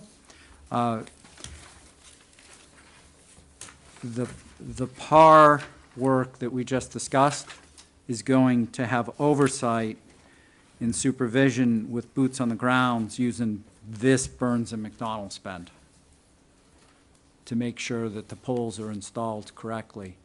There's things that they check. What did Randy talk about? He talked about the depth that the poles are buried, the way that the soil around the poles, so when they core it, they actually bore the holes, and then the poles get stood up and get slid into the holes and have to be supported appropriately. And then the way the wires actually hold the poles up this way also. So this engineering firm will be doing that frontline construction management for us. So part of this is capacity, part of this is proficiency with capability of doing this, of the engineering of it. Any other questions on Burns and McDonald? Any hearing none? I'll take a motion to move this to the mayor and council meeting on May 2nd, 2022. So moved. Second. We have a motion and a second. Any further discussion? Hearing none. All in favor say aye. Aye. Opposed? Abstention? Motion carries. Granite Inliner Solutions? Granite Inlier Solution is a member of a buying cooperative that municipalities use. So it's a pre-agreed to price. The project is to, I&I stands for infiltration to the sewer system, such as if there's a storm and the groundwater rises, or there's an extremely high tide and the groundwater rises, or the streets flood. Some of the sewer system will have infiltration from that water going into the pipes and hence into the pump stations and the sewage treatment plant. So what we're going to do is down the area of Shenecosset, Jupiter Point, and almost all the way to the college, they're going to be lining those sewer lines so that the water doesn't infiltrate in and the pipes get sealed up like they're brand new. This is very common practice in sewer systems. Well, it's part of the resiliency, but it's also part of protecting our sewer plant capacity, capability, efficiency, that kind of thing. Because what happens is, one of the things we're required to monitor is nitrogen we put back into the Long Island Sound. Historically, we get credits back, so we get money back because we're that efficient. When we get rain and the rain infiltrates through the cracks, then what happens is that has an impact on the efficiency, and our ability to remove nitrogen is reduced. So this is one of the things that's going to help fix it. Councilor Norris. Just for clarification, we're paying for this out of fiscal year '23? No, fiscal year '22. Okay, Yeah, it's a capital project. all right. So on this is this, What, oh, you're on Says 22. 742-5? oh, no, -6, I'm sorry. Oh, sorry, I'm jumping ahead. Okay, got it. I was gonna say, mine's Did different we- than yours. 742-5. Okay, any questions Counselor Piazza? When you said the area that this is gonna, that they're gonna do this work, is there any other areas in Groton City that need it also, or is it just this area? I mean, I'm trying to understand the main focus in these areas. You probably know the order better than I at this point, but there's a whole study with a plan, and it's all phased in over time. I Right. know this is the next lowest area of the collection Right, system that and we that's need the to reason we're do. doing it here is because we get routine flooding even from tidal surges in this area, and so that's why we want to fix this. Eventually, I forget, what's 90 miles, I think, I don't remember how many miles, it's a bunch of miles of sewer pipe is all gonna be inspected, and that piping that has cracks is gonna be, lined using this program. It's a 3 to 5 year program that we're doing. Did that answer your question? Yes, it did, but is there something that could be, maybe I missed it, I don't know if I came in, of the steps, like what areas would be done within 3 to 5 that could be? You wanna know what the plan is, the phase? Yeah, we can get that for you. Yeah, that's easy. Yeah, we have that. Yeah, Bruce can talk it out loud. Well, I know, but if we can give council, the phasing, that'd be good. Any other questions on this? Okay, I'll take a motion to move this to mayor and council meeting on May 2nd, 2022. So moved. Second. We have a motion and a second. Any further discussion? Hearing none, all in favor say aye. Aye. Opposed, abstention, motion carries. Tremble? There's, the last two are Tremble, and then also Azteca Systems, which is AKA CityWorks. This is, I believe actually in your packages, you'll see a plan that has not only the utility, but public works into it. So what the plan is to get everything into Tremble, which is our GIS system, and also all of our assets and equipment into CityWorks, which is the maintenance management system. And Director Robarge has been talking to you about that, I think, longstanding in his budget. The utility is going to pay the annual fee, just like we do for Springbrook and some of the support systems for the city, for the CityWorks program. We already own Tremble, and we're gonna turn on the module that includes CityWorks. So this next action item or resolution is to spend money to put the assets into the system and have a contractor come and help us do it right the first time for the wastewater plant, the water filtration plant, our brand-new plant, and also for the metering system for the water distribution system. So it's to concentrate on those 3 areas and get those 3 areas done right. Simultaneously, Bill Robarge will be working with, in the back with the sewer system and with Heidi. And then this next resolution will be for the first year of the annual fee to turn on the system so we actually have the software support moving forward. And that will be an ongoing expense moving forward. The ongoing expense is being covered administratively by the utility using the split, and it's in next year's budget. So both of these items are in next year's budget, but we're gonna start them now. The bills won't start getting paid until next year's budget. Good answer. Thank you. Any questions on Tremble?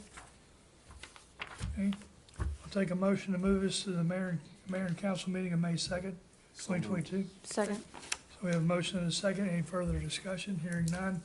All in favor say aye. Aye. Opposed, abstention, motion carries.